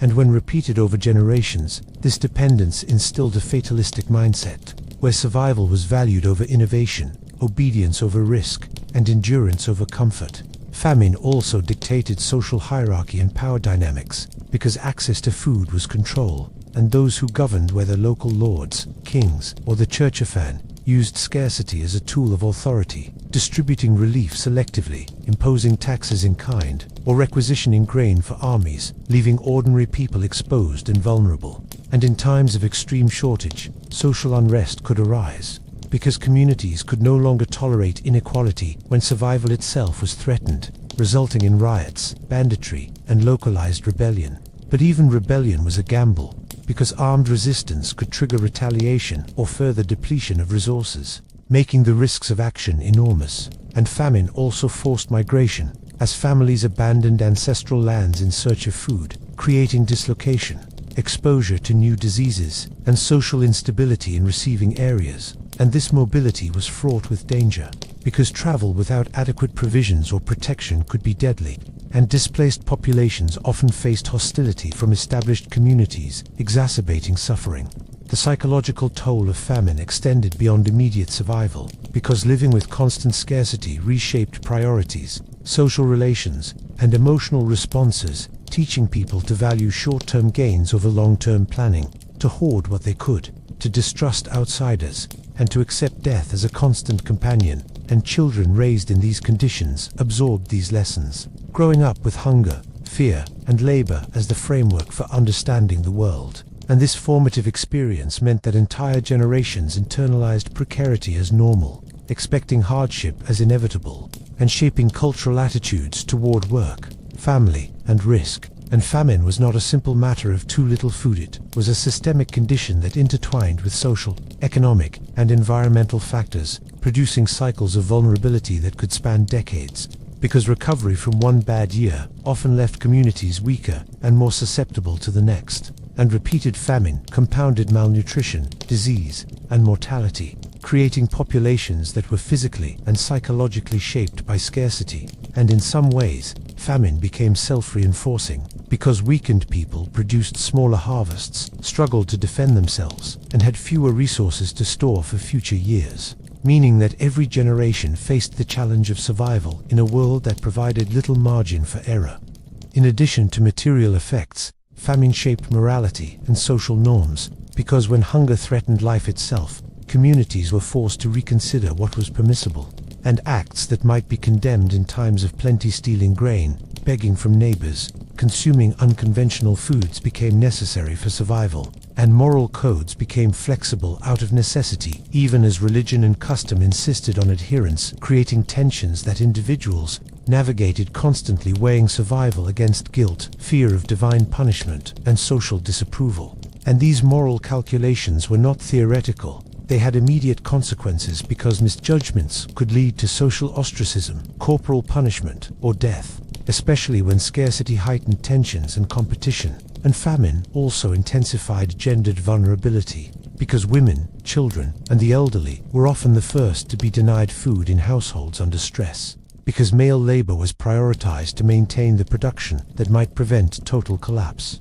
And this allocation reinforced cycles of suffering, leaving those already weak in even more perilous conditions. The long-term effects of famine were equally profound, because repeated scarcity shaped settlement patterns, agricultural practices, population density, and social organization, creating communities that were cautious, risk-averse, and heavily reliant on local knowledge and traditional methods. And while ingenuity did emerge, such as crop rotation, preservation techniques, and rationing, these adaptations could only mitigate, not eliminate, the omnipresent threat of hunger. And famine was a teacher as much as a destroyer, instilling resilience, foresight, and resourcefulness, but at enormous cost, because every lesson learned was paid for with suffering, illness, or death, and when famine coincided with other hardships, plague, war, or political instability, the combined impact could devastate entire regions, erasing populations, undermining economies, and destabilizing societies for decades. And for individuals living through these conditions, each day was a negotiation with scarcity, each season a gamble with survival, each meal a victory over hunger, and childhood, adulthood, and old age alike were colored by the constant knowledge that food might not be there tomorrow, and that death by starvation or disease was never far away. And when famine passed temporarily, it left behind a scarred population, weakened bodies, diminished labor capacity, and a culture deeply attuned to scarcity, reinforcing the perception that life itself was provisional, uncertain, and cruel. And this is why famine in the Dark Ages was not simply a temporary inconvenience or a statistical event. It was a defining feature of existence, shaping the body, the mind, and the social fabric of early medieval life in ways that were inescapable, relentless, and profoundly human. Living in the Dark Ages meant living under the shadow of war, because conflict was not an occasional interruption of life, but an almost perpetual feature of existence, shaping the landscape, the economy, and the daily rhythm of communities. And for ordinary people, war was not a distant event, narrated by chroniclers or celebrated in songs of kings, but an immediate and terrifying reality that could strike without warning, bringing death, destruction, and displacement. And the reasons for these conflicts were often as complex as they were brutal, ranging from territorial disputes between kings or local lords, to raids by outsiders seeking plunder, to internecine feuds that turned villages into battlegrounds. And while leaders might fight for glory, legitimacy, or wealth, for peasants, artisans, and families, the consequences were the same: violence, loss, and fear. And one of the most cruel aspects of this constant warfare was its unpredictability, because armies could move suddenly, carrying violence and famine in their wake, raiding crops, burning homes, and seizing livestock, leaving survivors with the impossible choice of fleeing, hiding, or risking confrontation. And for those who stayed, witnessing the aftermath meant seeing neighbors killed, villages destroyed, and communities torn apart, while displaced populations faced exposure to the elements, disease, and hunger, traveling over rough terrain with few possessions and no guarantee of refuge. And the psychological toll of this constant threat was immense, because living under the expectation that violence could arrive at any time created a pervasive sense of dread, anxiety, and hypervigilance, affecting how people structured their homes, planned their days, and even related to neighbors, because trust could be undermined by fear, competition, or prior betrayal. And war did not discriminate by age, gender, or social class, because while young men were often forcibly conscripted to fight, women, children, and the elderly suffered through secondary consequences, such as displacement, rape, starvation, disease, and trauma. And in some cases, entire villages were wiped out, simply because they were in the path of a march, a raid, or a punitive expedition, leaving behind ruins, corpses, and memories that shaped surviving generations. The weapons of the era were themselves brutal, designed to maim as much as kill, and siege tactics, raiding, and pitched battles created carnage on a scale that modern readers can scarcely imagine, because defensive fortifications were minimal in rural areas, leaving homes vulnerable, and even when castles existed, civilians outside their walls were exposed to attacks, plundering, and forced conscription, and the wounded often received little medical care, because, as we know from earlier segments, medicine was primitive, unsterile, and frequently dangerous, and injuries that might be survivable today often led to infection, gangrene, or death, compounding the human cost of conflict. And armies were not neat, disciplined forces in the way we might imagine from modern warfare. They were often a mixture of professional soldiers, conscripted peasants, mercenaries, and opportunistic raiders, and their behavior could be unpredictable, cruel, and exploitative, because supplying an army in a pre-industrial economy was difficult, and from local populations to survive, and soldiers often relied on looting and foraging from local population to survival silacily, making sufficiently of civeltians, civelging civesibi, malsif to civicis of senessis, sixacalc, principlus of ansem to wiprog with kehombat, mouth of support, work, will, go, gada, go, sat, book.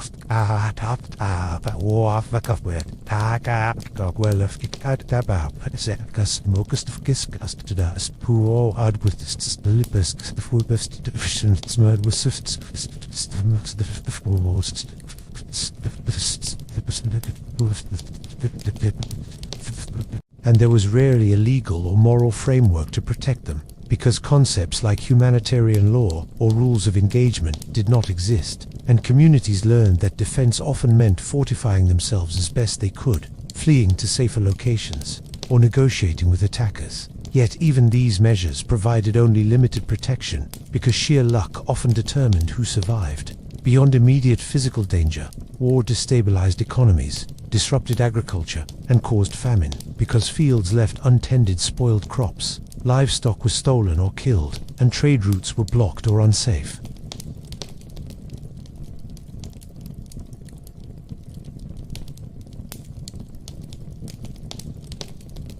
And hunger, in turn, made populations more vulnerable to attack, less able to defend themselves, and more willing to engage in desperate acts, such as banditry or forced migration.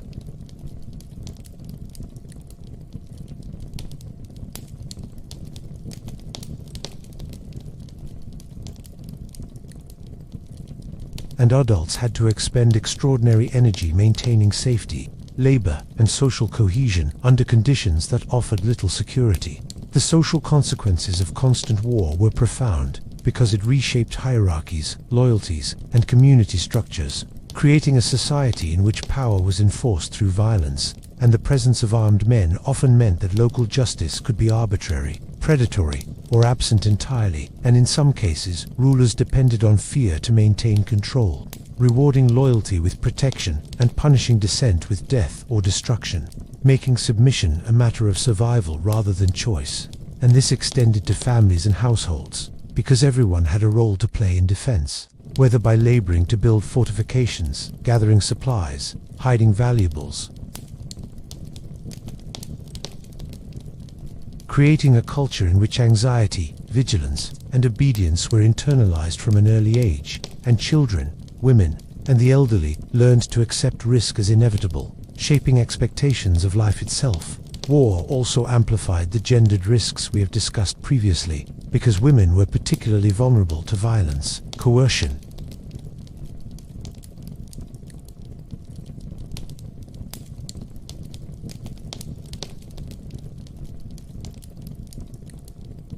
and women's reproductive and domestic roles became both strategic assets and points of vulnerability, because armies might seize livestock, food, or children, forcing families into impossible choices between protection, survival, and escape, and men faced risks beyond the battlefield, because conscription, raids, and skirmishes demanded participation in lethal activities, and refusal could result in punishment, ostracism, or execution, making the moral and physical stakes of war extraordinarily high.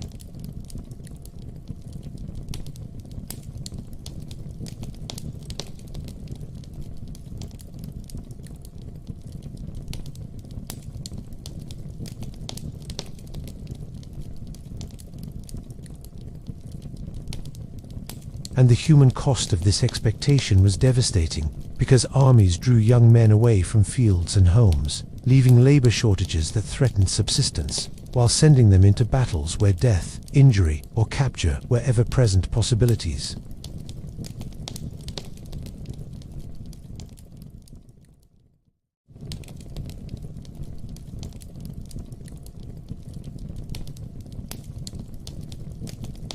As children absorbed the anxieties of their parents, and survivors carried memories of loss, mutilation, and terror throughout their lives, shaping relationships, trust, and community cohesion.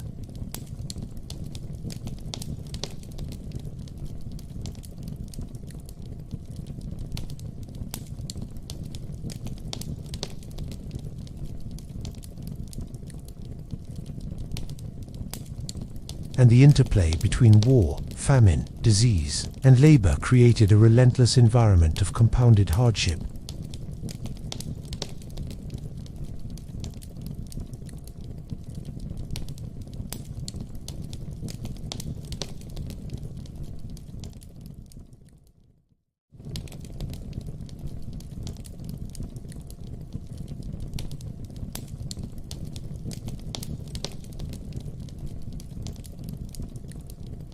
and accumulated experience could be erased in a matter of weeks, leaving communities less prepared for subsequent threats and contributing to cycles of vulnerability that could last decades. The reach of war extended into religious and cultural life, because monasteries, churches, and centers of learning were not exempt, and when attacked or plundered, these institutions lost not only lives and property, but vital knowledge, sacred relics, and sources of community stability, and ordinary people relied on these institutions not only for spiritual guidance, but for education, healing, and social support.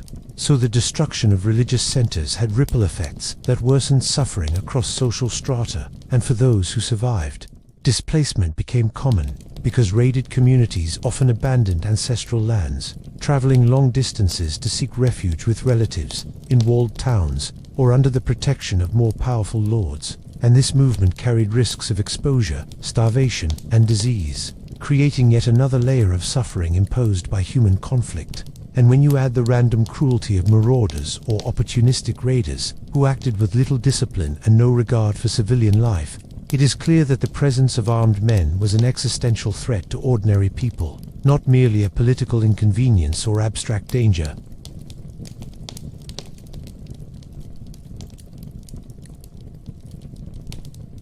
As their labor was often required to support armies, they were vulnerable to capture, and their survival depended entirely on adults who were themselves struggling, and the loss of childhood in the sense of safety. Education and play was permanent, because exposure to war shaped how young people understood authority, morality, and risk.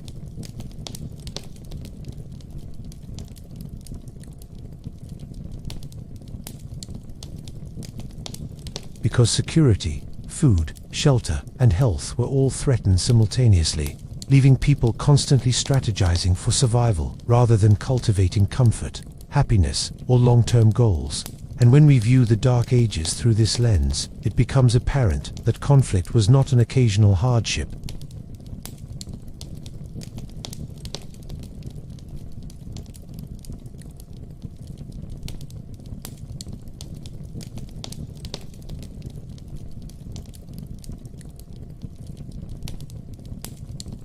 Making the experience of living itself a continual negotiation with forces far beyond individual control. And in this environment, fear was constant, vigilance mandatory, and survival often depended as much on luck as on skill, endurance, or intelligence.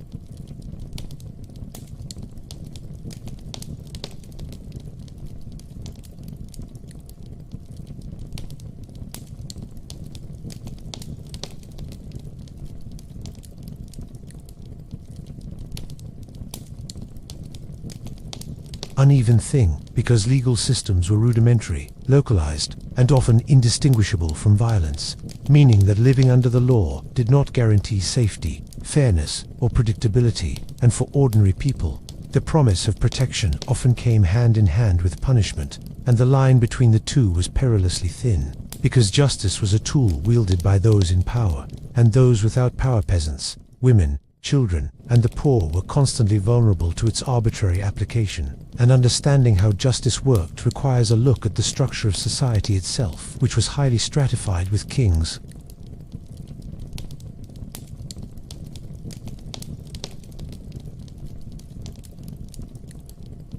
so that the rules governing behavior were deeply intertwined with status, obligation,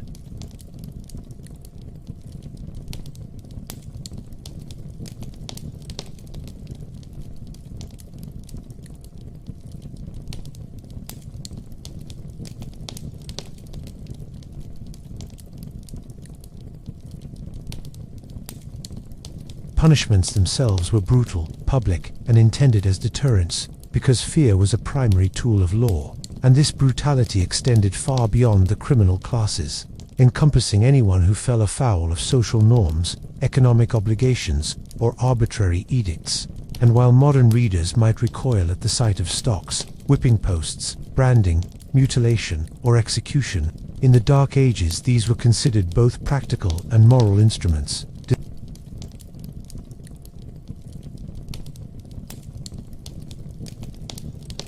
And even minor infractions could lead to disproportionate consequences, because law was as much about demonstration of power as about correcting behavior, and communities witnessed these punishments with a mixture of fear, resignation, and, sometimes, morbid acceptance, internalizing the message that deviation from authority, intentional or accidental, could be catastrophic.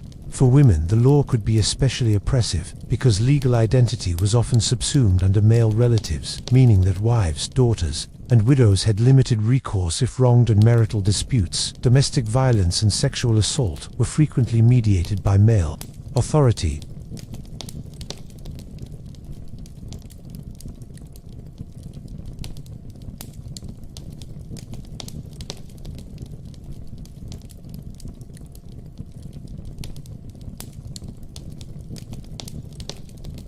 Because trials relied on oaths, compurgation, ordeal, or testimony from often unreliable witnesses, rather than evidence-based evaluation, meaning that luck, influence, or reputation could determine outcomes, and being poor or marginalized often meant that the law offered no protection at all, and could even be turned against the victim.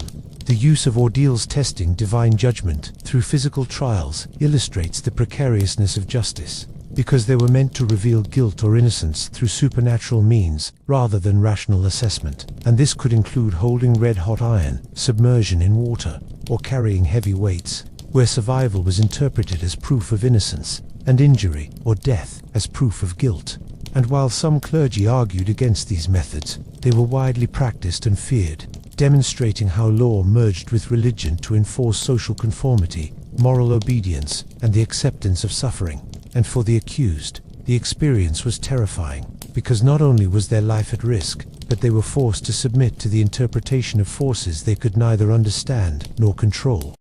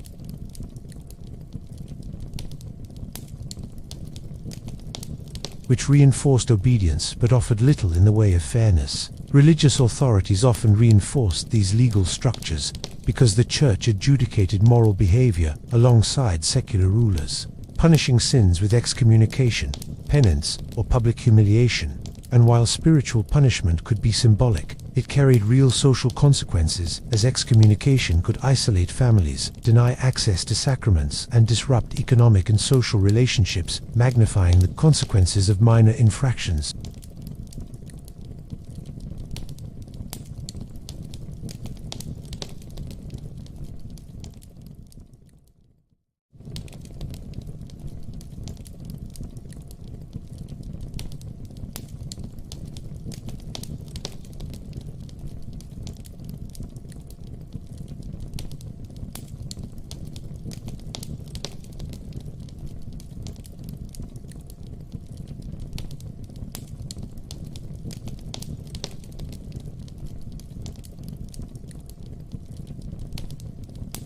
The psychological impact of this system was profound, because living in a society where law was intertwined with punishment, hierarchy, and religious authority instilled constant anxiety, hypervigilance, and cautious social behavior, shaping relationships, trust, and community dynamics, and it also conditioned acceptance of suffering, because fear of punishment and awareness of arbitrary consequences reinforced compliance, endurance, and silence, even in situations where intervention might have been morally justified or strategically possible. And the result was a population perpetually aware of risk, forced to navigate a world where protection could easily turn into punishment. In addition, law and justice were heavily influenced by the realities of war and scarcity, because rulers relied on coercion to extract labor, tribute, and resources, punishing infractions harshly to maintain authority over populations already burdened by famine, illness, and insecurity. And in this environment, legal outcomes often reflected power rather than fairness, meaning that survival required not only obedience, but knowledge of the intricate social and political networks that shaped enforcement, and ignorance, misfortune.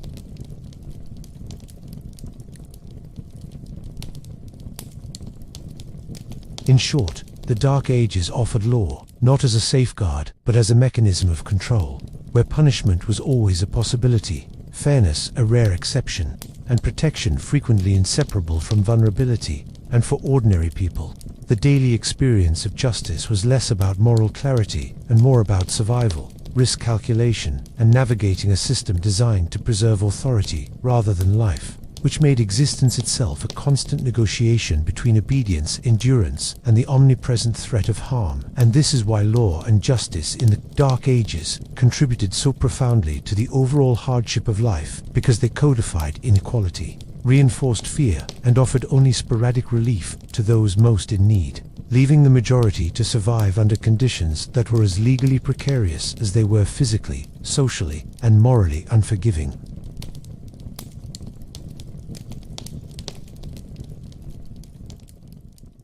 Because from the moment a child was born, survival was precarious, and innocence was a luxury few could afford, as daily life imposed responsibilities, dangers, and hardships that demanded quick adaptation, endurance, and awareness. And the journey from infancy to adulthood was fraught with risk, vulnerability, and exposure to realities that modern children are largely shielded from, making the experience of growing up harsh, unpredictable, and deeply formative in ways that left lifelong marks, shaping bodies, minds, and social behavior from the very start.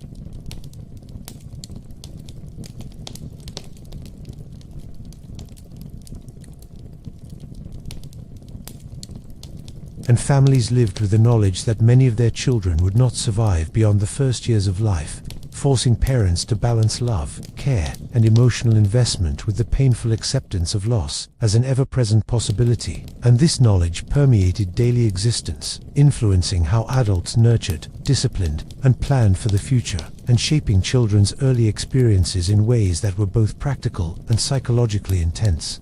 From the beginning, the threats to childhood were immense, because disease, famine, accidents, and violence were common, and the tools to prevent or treat these dangers were rudimentary at best. meaning that survival itself required vigilance, resilience, and constant attention from caretakers. And for children, this translated into a life in which every day involved negotiation with dangers beyond their control, and where even minor illnesses or injuries could rapidly become fatal, leaving families and communities in cycles of grief, recovery, and anxiety. And those who survived were physically weakened by malnutrition, exposed to infection, and psychologically conditioned to recognize the fragility of life, internalizing lessons about fear, endurance, and the tenuousness of human security at an age when modern children are typically exploring, learning, and experimenting freely. And this early exposure to hardship profoundly shaped the development of personal resilience, social expectations, and survival strategies.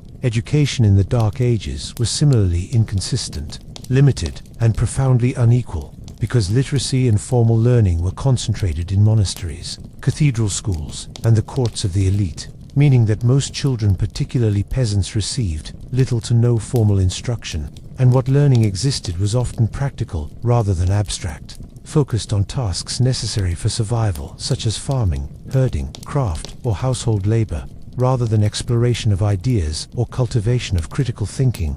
And this meant that children's experiences were almost entirely shaped by observation, imitation, and participation in adult work, and that knowledge transmission depended heavily on family, local community, and apprenticeship, which varied widely in quality and content. And while some children of the elite accessed the rare privilege of reading, writing, and arithmetic, even their education was shaped by social expectation and religious indoctrination, reinforcing obedience, piety, and service to authority rather than personal curiosity or individual autonomy.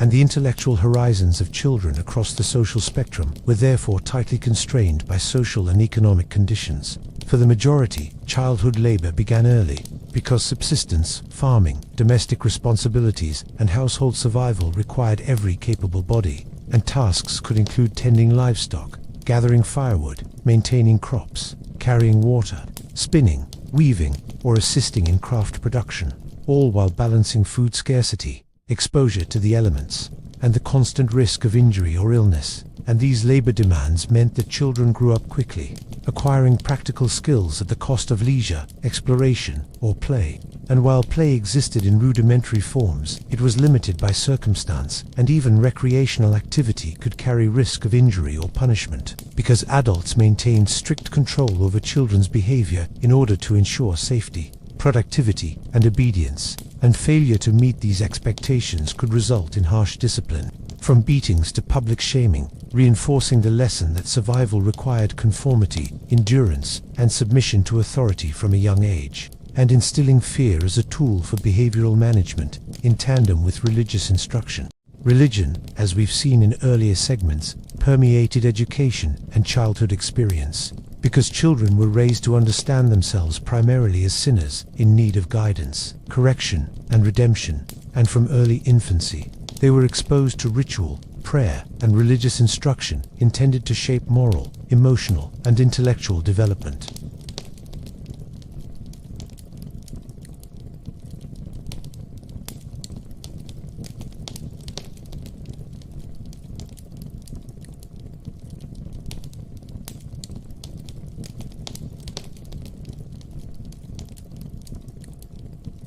Endurance over comfort, and spiritual reward over material security, and this education was often reinforced through punishment, confession, and ritualized instruction, leaving children acutely aware of the consequences of error, transgression, or misbehavior, and reinforcing the broader culture of fear and control that defined the Dark Ages.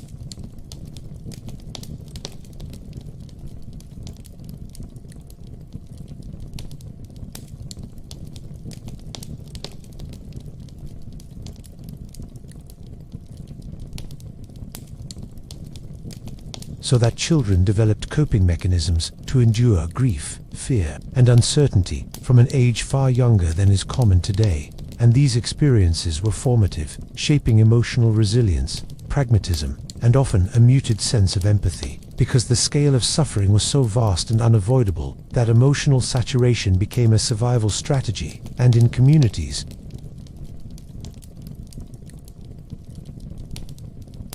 internalizing expectations of productivity and submission as normative and necessary for survival, which blurred the line between childhood and adulthood in both responsibility and psychological burden. Violence, both local and regional, also affected children directly because raids, wars, and banditry often swept through villages.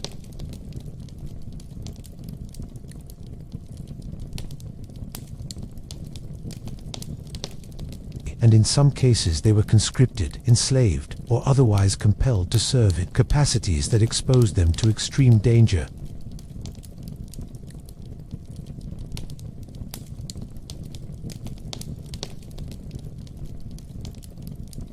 And every choice, from the timing of daily tasks to decisions about where to sleep or hide, was weighted by awareness of threat, underscoring how childhood was inextricably bound to adult realities of risk, labor, and submission.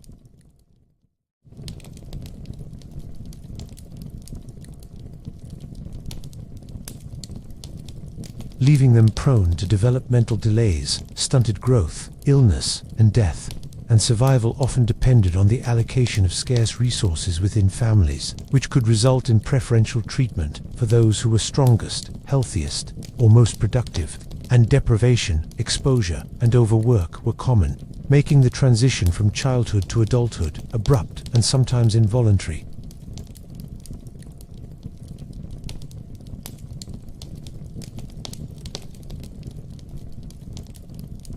And the cumulative effect of these factors created a generation whose formative years were defined less by creativity, imagination, or education, and more by endurance, labor, compliance, and adaptation to constant threats, shaping behavior, worldview, and socialization in ways that reinforced the broader structures of hardship and hierarchy. Education for the privileged few, typically boys in monasteries or noble households, was a double-edged sword, because while it offered literacy, numeracy, and intellectual development, it was also deeply constrained by social expectation, religious orthodoxy, and preparation for roles in administration, the church, or military service, leaving little room for individual curiosity or exploration beyond sanctioned knowledge. And girls, when educated at all, often learned domestic skills, religious instruction, and social etiquette, preparing them for marriage and household management rather than intellectual autonomy. And in both cases, education was inseparable from social control, reinforcing hierarchy, obedience, and functional roles rather than personal freedom. And for children outside these circles, learning was practical, local, and experiential, shaped by labor, observation,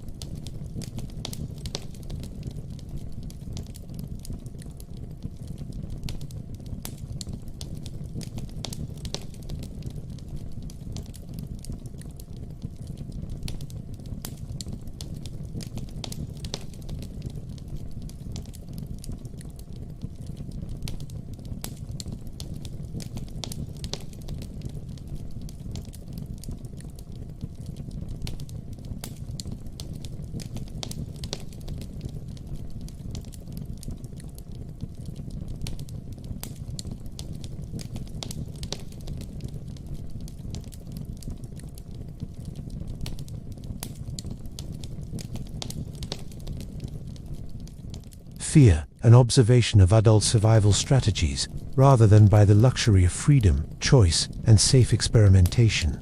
And when combined with the omnipresence of illness, death, violence, and religiously imposed moral discipline, it becomes clear that childhood in the Dark Ages was an intense and formative experience.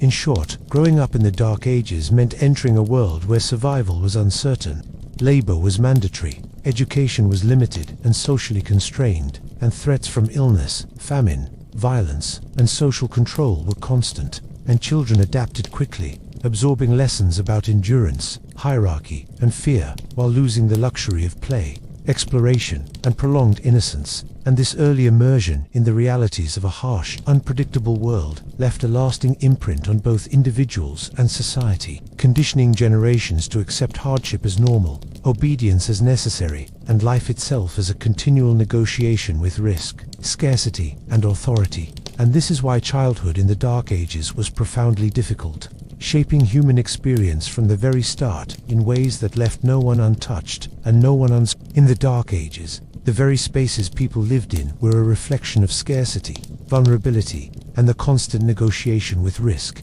because housing was rudimentary at best, crowded at worst, and designed for survival rather than comfort. And for most ordinary people, homes were small, single-room structures made of wattle and daub, timber, or stone, with thatched roofs, dirt floors, and minimal insulation, offering little protection against cold, damp, or the elements. And in these confined spaces, multiple generations often lived together, along with livestock, tools, and whatever possessions could be carried or stored, creating a chaotic environment where privacy was non-existent.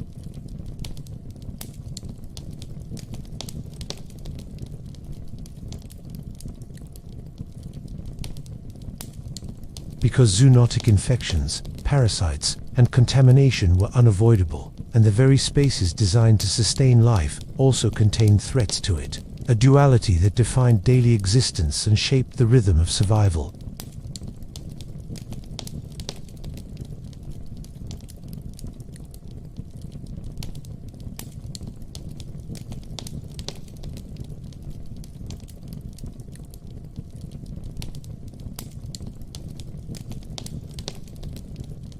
Because bacteria, parasites, and viruses could proliferate unchecked.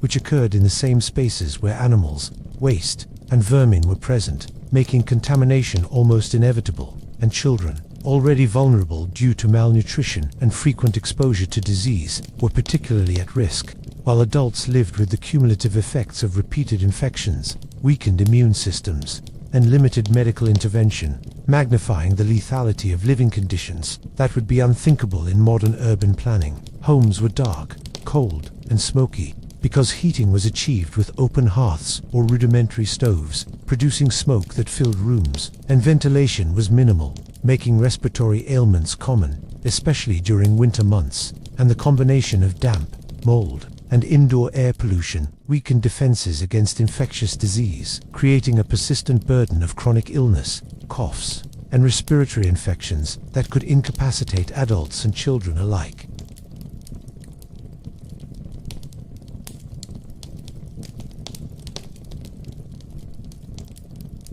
Because communities lacked resources, technical knowledge, or centralized authority to improve housing conditions, meaning that generations grew up and lived in the same hazardous environments, perpetuating cycles of ill health, weakness, and early mortality.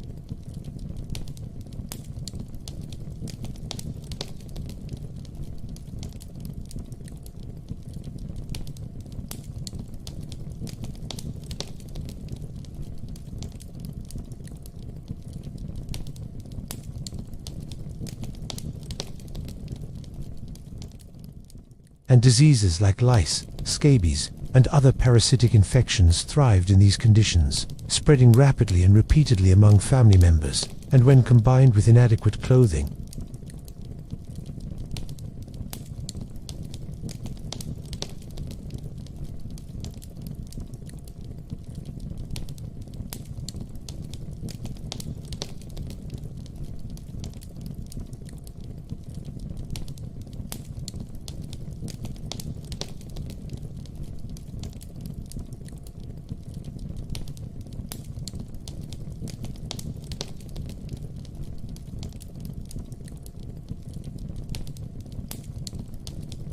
water supply was a particular source of danger because clean wells or springs were scarce, rivers were often contaminated with human and animal waste, and communities had no means to purify water effectively. So diarrheal diseases, cholera, typhoid, and other waterborne infections were widespread, and when combined with poor nutrition and overcrowding, mortality rates soared, especially among children, who who had less developed immune systems, smaller bodies, and less ability to tolerate dehydration or infection. And while religious or local authorities occasionally promoted hygiene rituals, such as washing before meals or certain purification rites, these measures could do little against systemic contamination and structural vulnerability, leaving populations exposed and at risk. And the impact was cumulative, because repeated infections weakened adults and children alike, reducing productivity, growth, and reproductive health, and reinforcing cycles of vulnerability that persisted across generations. Waste management in towns and villages was similarly rudimentary, because streets served as open sewers, and disposal of excrement, refuse, and animal waste was often haphazard, resulting in vermin infestations and contaminated surfaces, and rats, mice, and insects spread both disease and fear, because infestations were constant, and the proximity of these creatures to humans, livestock, and stored food created continuous risk of plague, respiratory illness, and parasitic infection. And this risk was compounded by limited understanding of disease transmission, meaning that people lived in environments that were both familiar and silently lethal, where routine daily activity, eating, sleeping, preparing food, and tending livestock could carry fatal consequences, and hygiene practices, when they existed, were largely symbolic, ritualized, or practical in a narrow sense, rather than scientifically effective. And the combination of structural deficiencies, environmental contamination, and limited preventive knowledge made even basic survival a challenge. Vermin were not only a health hazard, but a persistent psychological burden, because their presence threatened both property and life, as they consumed stored grain, spread disease, and created unsanitary conditions in the very spaces meant to provide shelter, reinforcing the sense that the environment itself was hostile, and shaping behavior, labor, and domestic routines around defense and containment, rather than comfort, creativity, or leisure. And the need to constantly guard against rats, mice, and insects became integrated into daily life, influencing how food was stored, how sleeping areas were arranged, and how labor was allocated, particularly for children and women, who bore responsibility for domestic management, cleaning, and mitigation of environmental hazards, often at great personal effort and risk, without relief or reward.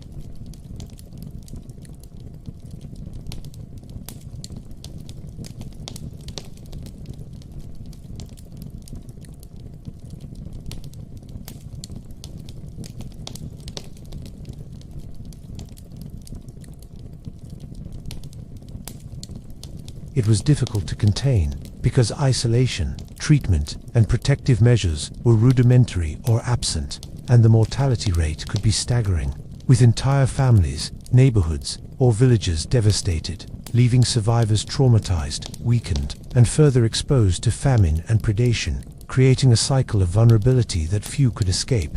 And for those who lived, the experience was normalized, because every generation inherited not only the physical structures, but also the social and psychological routines necessary to navigate hazard-filled environments, adapting to danger as an ordinary part of life rather than an extraordinary event. Clothing and personal hygiene were additional vectors for health risk, because garments were infrequently washed, shared among family members, and made from rough, poorly treated fibers that harbored lice, fleas, and other parasites. And bathing was infrequent, not due to cultural preference alone, but because of scarcity of water, fuel, and safe bathing spaces. And this combination of factors meant that skin infections, infestations, and general malaise were pervasive, further compromising health and productivity, while social norms reinforced endurance of discomfort as virtuous, and suffering as a moral or spiritual test, which created psychological resilience but did little to mitigate real physical risk. And children growing up in these conditions experienced discomfort, fear, and vulnerability as constants, internalizing these realities as normal and unavoidable aspects of life. Even when households had modest means, hazards persisted, because structural integrity, fire risk, and environmental exposure remained threats, meaning that wealth could buffer but not eliminate risk, and natural disasters such as storms, floods, or fires could destroy homes, contaminate water, and force displacement, compounding existing hardships from famine, disease, or war, and leaving families, exposed to cumulative stresses that taxed both body and mind, demonstrating how housing and hygiene in the Dark Ages were not isolated challenges but interwoven with every other element of survival, from labor and food security to health and social stability, and shaping the experience of life in a continuous, unrelenting way that made existence precarious from birth to death. And this is why living conditions, even more than the occasional catastrophe, were a defining factor in why the Dark Ages were so difficult, because the very spaces meant to protect and sustain life were simultaneously agents of vulnerability, weakness, and risk, creating a world where danger, disease, and discomfort were omnipresent, intimate, and impossible to escape. In the Dark Ages, communication and knowledge were luxuries rather than tools, because the flow of information was slow, fragmented, and tightly controlled. And for ordinary people, ignorance was not simply a gap in understanding, it was a daily hazard, a force that could mean the difference between survival and death.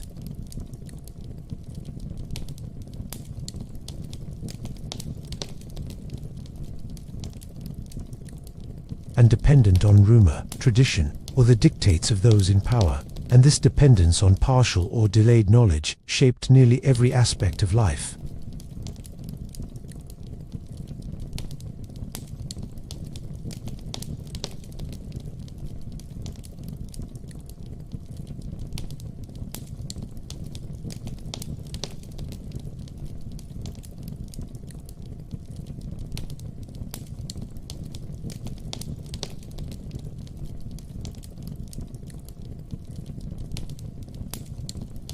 And disease and strategies for mitigating risk were often transmitted orally, learned through observation, or passed down through local custom rather than through systematic study.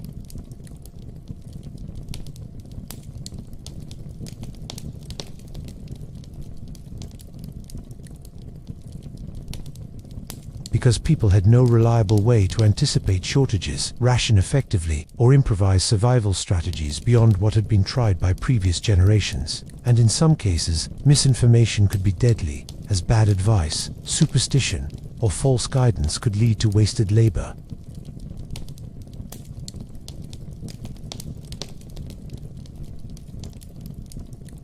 And illustrating how ignorance was more than abstract, it was material, measurable, and lethal. Disease and health further exemplified the danger of limited knowledge, because medical understanding was rudimentary, inconsistent, and intertwined with superstition, ritual, and religious belief, and the majority of the population had no access to trained healers, safe remedies, or evidence-based treatment, meaning that illness could escalate unchecked, infections could spread rapidly, and preventable conditions could become fatal.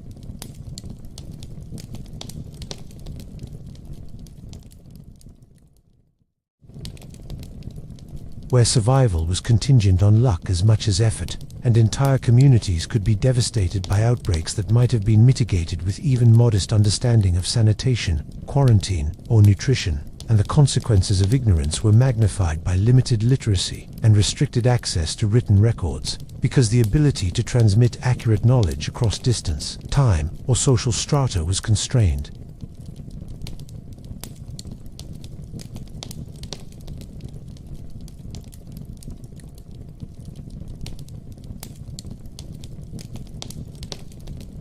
Political and military intelligence was equally fragmented and unreliable, because ordinary people were often at the mercy of decisions made by distant rulers, local lords, or marauding armies, and the lack of timely information about raids, conscription, or taxation could leave families unprepared to flee, defend themselves, or allocate resources.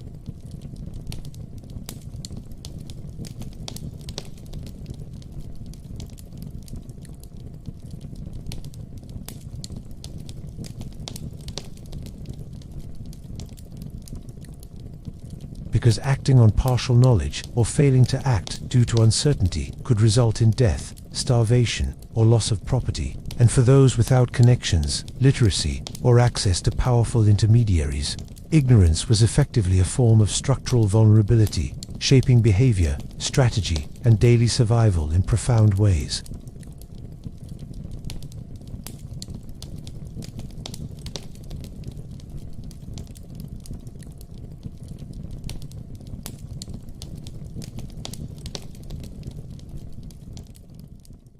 meaning that learning about law, health, agriculture, or history was largely inaccessible, and knowledge that could improve safety or productivity was tightly bound to social status, wealth, and gender, so that peasants, laborers, and women often remained dependent on observation, hearsay, or tradition, leaving them exposed to hazards that could have been mitigated with broader dissemination of information.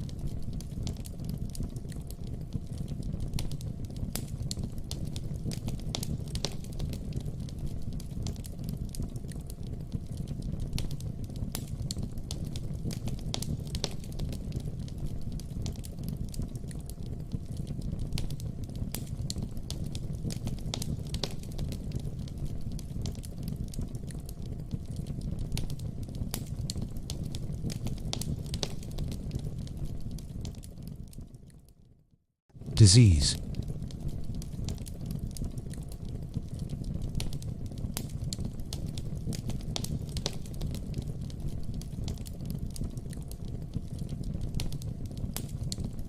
Producing a culture in which knowledge was filtered, moralized, and constrained, rather than systematically pursued for problem-solving or protection. Geography and infrastructure compounded the dangers of limited communication, because villages, towns, and farms were isolated by forests, mountains, rivers, and poor roads, and travel was slow, arduous, and dangerous, meaning that news, alerts, or guidance arrived late or not at all. And neighboring communities often experienced the same threat at different times or in different ways, leaving them unable to coordinate responses, share resources, or warn one another effectively. And when disasters struck, whether floods, fires, disease, or raids, the inability to rapidly communicate exacerbated losses, delayed aid, and magnified fear, making each day a negotiation with incomplete information and compounding the sense that life was precarious, unpredictable, and contingent on forces beyond one's control. Ignorance also affected social and economic life,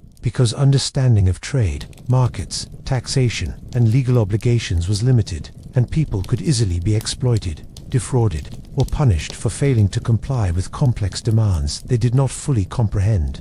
And in some cases, local authorities or merchants intentionally withheld information to extract advantage, meaning that knowledge or the lack of it directly translated into vulnerability, dependency, and risk, and literacy or connections became forms of survival capital, while those without them faced cumulative disadvantages that affected health, property, and social standing, creating structural hierarchies reinforced by access to information. Children and young people were especially affected because education was rare, literacy limited, and survival depended on learning practical skills through observation and imitation. And while this knowledge could be sufficient for immediate needs, it did not provide broader context, critical reasoning, or understanding of distant threats, making young people dependent on elders, teachers, or local authorities for guidance. And when that guidance was faulty, incomplete, or self-interested, it could be deadly, illustrating how ignorance was embedded into the very process of socialization and education, shaping both expectations and capabilities from an early age, and reinforcing the broader pattern of risk and vulnerability that defined the Dark Ages. Even crafts, technology, and medicine were transmitted in fragmentary ways, because apprenticeship, oral instruction, and local experimentation were the primary modes of learning, and mistakes could be fatal, because trial and error often had immediate physical consequences, whether in construction, agriculture, or health. And there was no formal system for widely disseminating best practices, analyzing failures, or improving techniques across regions, meaning that knowledge gaps were structural and persistent, and those who relied on intuition, observation, or tradition could never entirely escape risk, because uncertainty about outcomes, materials, or procedures was constant, and the margin for error was minimal. And even small miscalculations could result in injury, death, or the loss of resources critical for survival. In short, communication and knowledge, or the lack thereof, was itself a form of hazard in the Dark Ages, because access to accurate information was limited, uneven, and tightly mediated, and ignorance exposed communities to famine, disease, violence, and social exploitation, while survival depended on observation, oral tradition, partial instruction, and luck. And this pervasive uncertainty created a world in which people lived in a constant state of contingency, calculating risk at every turn, relying on incomplete understanding, and adjusting behavior according to fragmentary information. And the consequences were immediate, cumulative, and often lethal, affecting bodies, minds, families, and entire societies. And this is why ignorance in the Dark Ages was not simply an intellectual condition, but a material and existential hazard, shaping human experience in ways that were immediate, intimate, and inescapable. In the Dark Ages, death was never distant, abstract, or occasional.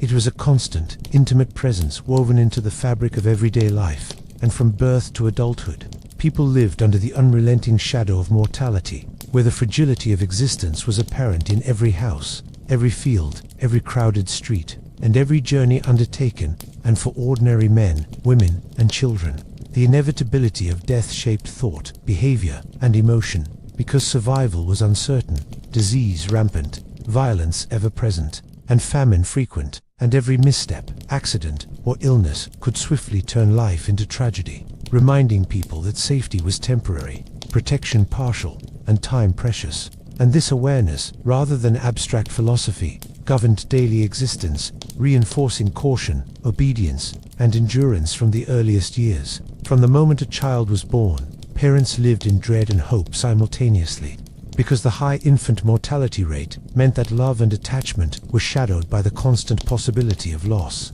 And for those who survived, each stage of life presented new threats, from accidents in work, disease in childhood, raids or conscription in youth, to labor exhaustion, starvation, and illness in adulthood. And finally, the ever-present risk of epidemic, injury, or violence could end life abruptly, often without warning, leaving families, communities, and villages to grieve, recover, and adapt, only to face the same cycle again. And this relentless pattern reinforced the sense that life itself was fleeting, precarious, and largely beyond human control, shaped more by chance, environment, and circumstance than by skill, morality, or effort. And yet people persevered, laboring, loving, and surviving in spite of the odds, their endurance a quiet testament to resilience amidst relentless hardship. The rituals of death funerals, religious observances, and mourning offered structure and solace, but they also reflected the harsh reality of human fragility, because while spiritual frameworks promised meaning, salvation, or comfort, they could not prevent the loss, pain, or emptiness caused by the deaths of family members, friends, or neighbors. And every village and town was marked by the recurring presence of corpses, burial rites, and memorials, embedding mortality into social, emotional, and communal life, and reinforcing the sense that death was not distant but immediate, intimate, and inevitable, a constant companion in a world defined by scarcity, danger, and fragility, and where survival was always uncertain. Illness, injury, famine, war, and environmental hazards converged to make life brief and unpredictable. And even those who avoided the most violent or catastrophic threats were often consumed by disease, malnutrition, or accidents. And communities had few resources, limited knowledge, and minimal institutional support to mitigate these risks, meaning that every day carried a probability of suffering, loss, or death, and every achievement, meal, or moment of security was provisional, shadowed by the inevitability of mortality. And this ever-present awareness of death-shaped morality, social interaction, and personal priorities, because people had to navigate life strategically, balancing work, survival, protection, and loyalty while accepting that the end could come at any time. Yet despite this unrelenting exposure to danger, suffering, and mortality, people endured, adapted, and built lives in the Dark Ages, and their persistence, though often invisible in history, reveals human resilience in extreme conditions. Because even in a world dominated by fear, ignorance, disease, and violence,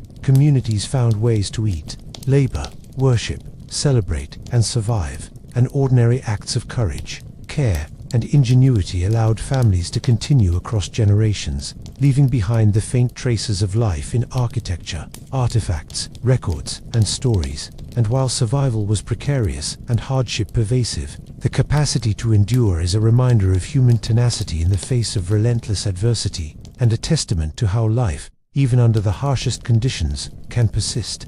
Looking back across the segments of this series from famine and disease to war, law, labor, housing, ignorance, and childhood ID, becomes clear why the Dark Ages were in so many ways the worst time to be alive. Because life offered little security, constant exposure to risk, and suffering that touched every dimension of human experience. And while the human spirit persevered, survival required endurance, vigilance, and adaptation at every stage of life, shaping behavior, community, and worldview in ways that were often harsh, pragmatic, and uncompromising, leaving modern readers with an appreciation for both the fragility and resilience of life in that era, and a recognition of how far human society has progressed in reducing some of these existential threats. So, as we close this journey through the Dark Ages, reflecting on lives lived under the shadow of famine, disease, war, and death, it's worth pausing to remember that every night was a test of endurance, and every day a small victory in the face of relentless hardship. And though the world has changed, the stories of those who lived, struggled, and survived remind us of the fragility and value of life itself. Good night, traveler. Rest well, and let your dreams carry you through time, beyond the shadows of the past, into a world where light, comfort, and safety are not luxuries, but given.